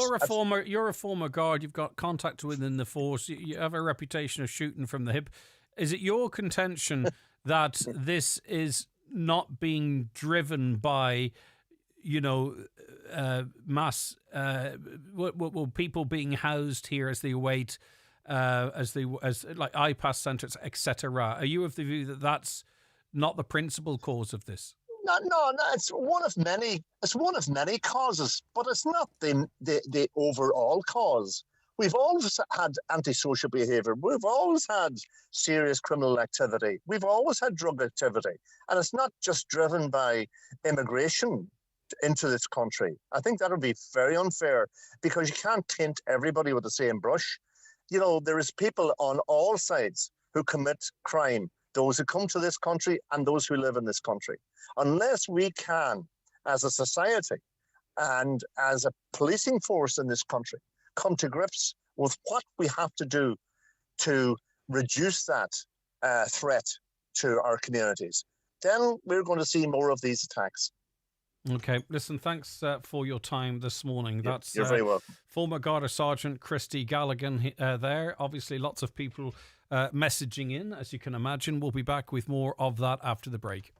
The 9 till noon show is brought to you by Letterkenny Credit Union, offering low-rate car loans with fast approval. Apply online at letterkennycu.ie or in office today. The countdown is on. Only 20 places remain on our trip to Salou this September. Join us for 7 nights, dinner, bed and breakfast, plus an all-star music lineup. Enjoy all this whilst the sun shines. Book today by contacting Country Music Tours on 074 91 19 955 or email info@countrymusictours.ie. We'll see you in Salou. Here at Braden's House to Home Interiors, Moville and Bridgend, we stock recliner and fabric suites, dining tables and chairs, beds and mattresses, curtains and rugs, and don't forget our large flooring department stocking carpet, vinyl and laminate flooring. We can't be beaten on price or quality and give a weekly delivery service to Donegal, Derry and Strabane, not to be matched. So call in today to Braden's House to Home Interiors, Moville or Bridgend for all your home furnishing needs. Strawberry season is here. Let the fun begin. Pick up a punnet of Keeling strawberries in store today. Tasty, sweet, feel-good fruit. Love that Keeling's feeling. Elvis Spectacular live at Jackson's Hotel Friday, September 26th. Europe's top Elvis tribute returns to Ballybuffet with powerhouse vocals, 9-piece TCP band and the Sweet Sensations. Enjoy iconic hits, dazzling costumes and a Las Vegas experience for just €25. Book at jacksonshotel.ie for a non-forgettable night of Elvis magic. Highland Radio weather updates with McElhinney's. Get back to school sorted with all the essentials from school jumpers to shoes. Visit our kidswear department in-store or shop online at mcelhenneys.com today.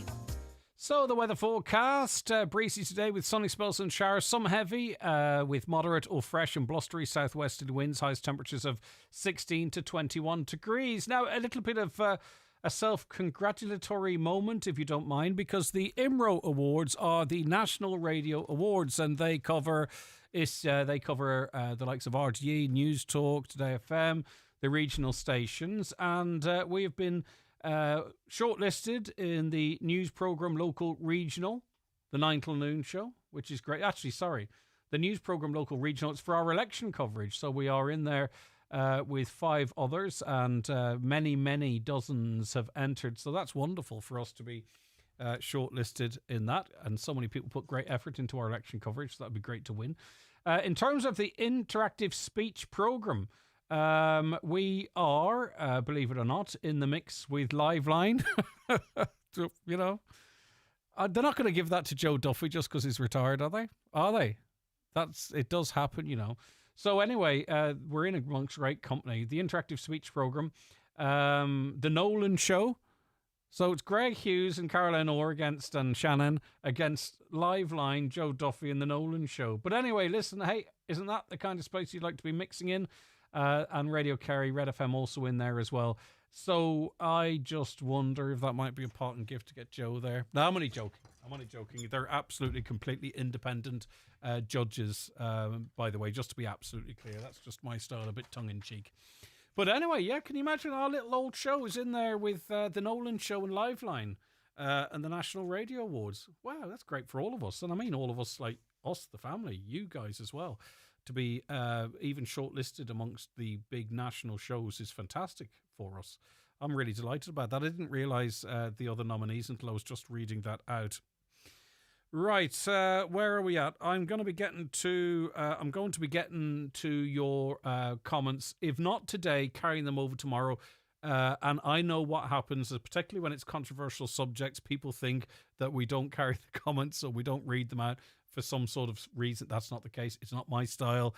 If I don't get to them before the end of the show, I'll get to them tomorrow. But I want to go to Vincent because this is a very important issue and it's road safety. Vincent, thanks for joining me.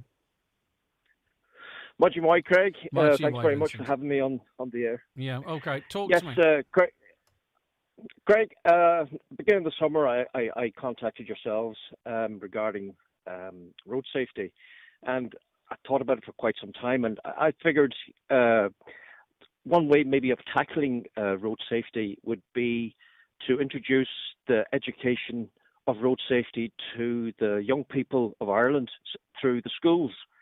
And it would be policed and measured through the schools. And I thought maybe there was an opportunity, perhaps through transition year, that they could introduce the education of road safety in transition year, and if that wasn't suitable, that maybe they could take maybe a week during the summer holidays to introduce this new program of education of the safety of the roads and the users and what goes on.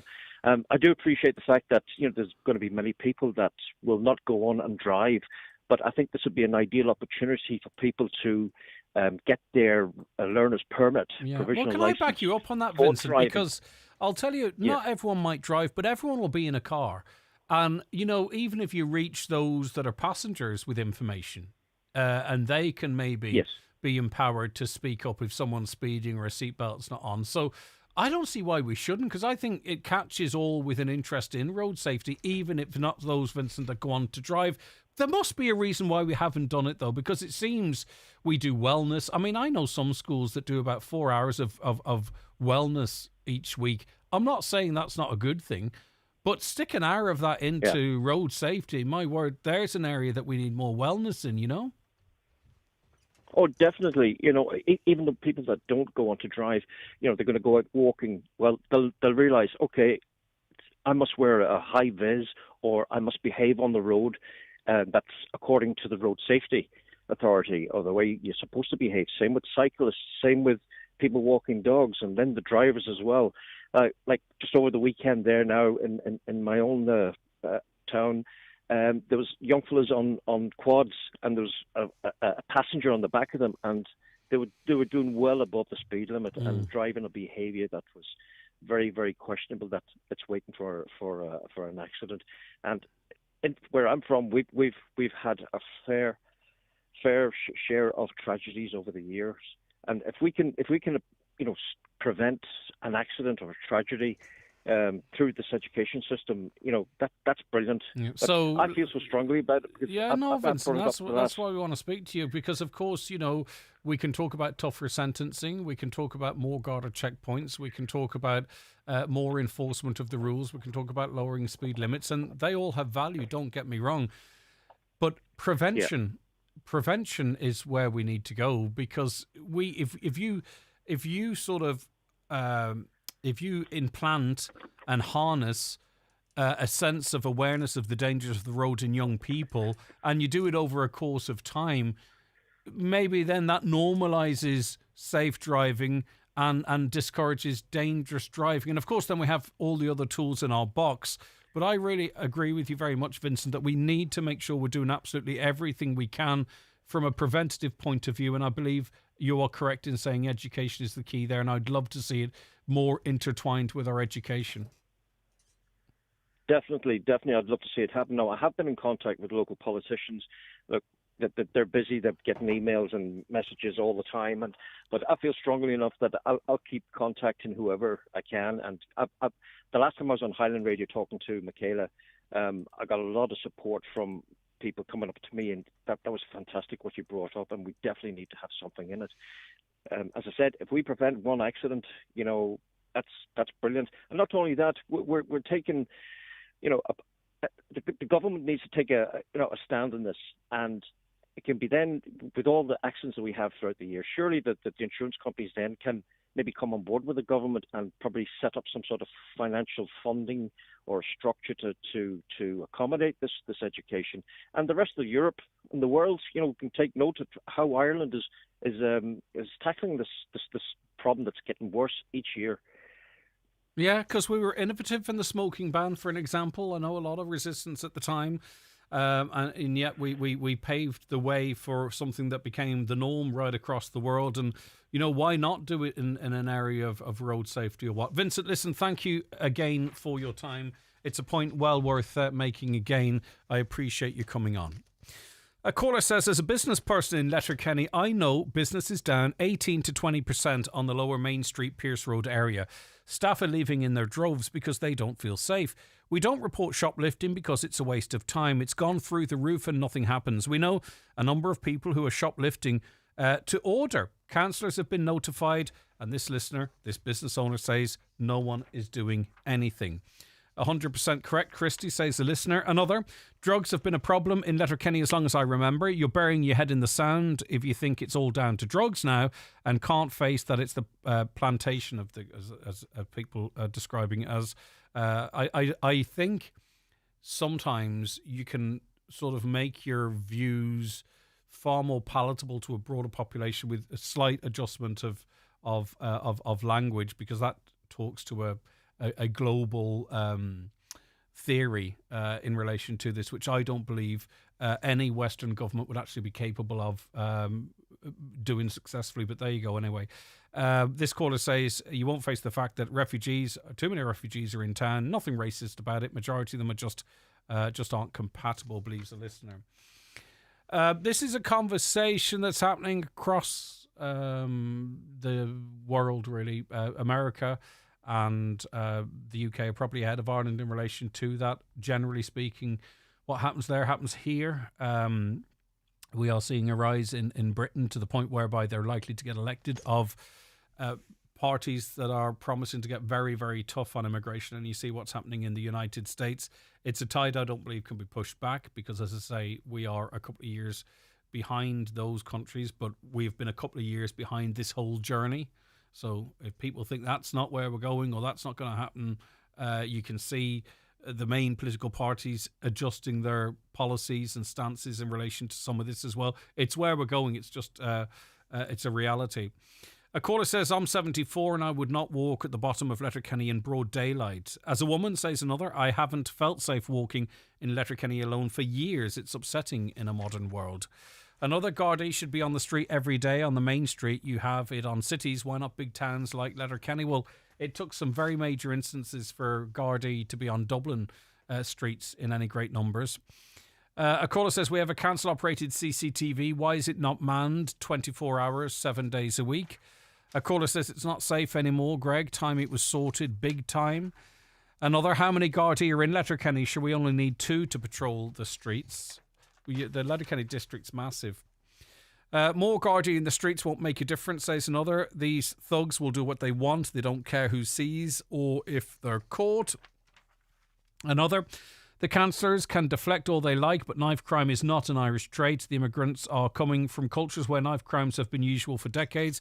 I no longer go to Letterkenny because I'm scared of being attacked in my wheelchair. I've been pushed aside by foreigners in Letterkenny, and if you say anything, they just laugh, as disabled people are treated as third-class citizens in countries where they're from now. We are, using terminology and phrases that groups a massive amount of people into the one category. It has to be said. I mean, there's people from many, many different places, Christian countries, non-Christian countries. I think we progress better if we sort of not group out. I would not like to be grouped in with every Irish white person, for an example. But anyway, another caller says there's always the fact that more often than not a young lad just gets off because he's a young lad and he fell in with a bad crowd, or because he's got some pity story. But at some point, the book's got to stop. Easy answer to the problem: make teens fear juvie. I presume, is that a reference to juvenile detention? We can't detain adults, and we can't look after our young people's mental health. I can't imagine us throwing together some sort of a punishment stroke prison system for them. But again, maybe I'm being naive or just cynical. All right, listen, that's where we have to leave it on the 9 till noon show for today, Tuesday. We'll be back with you tomorrow morning, of course, at 9 o'clock. If you want to listen to the podcast, it's live on our website from 12:30. But for me, Greg Hughes, and the team, have a great Tuesday.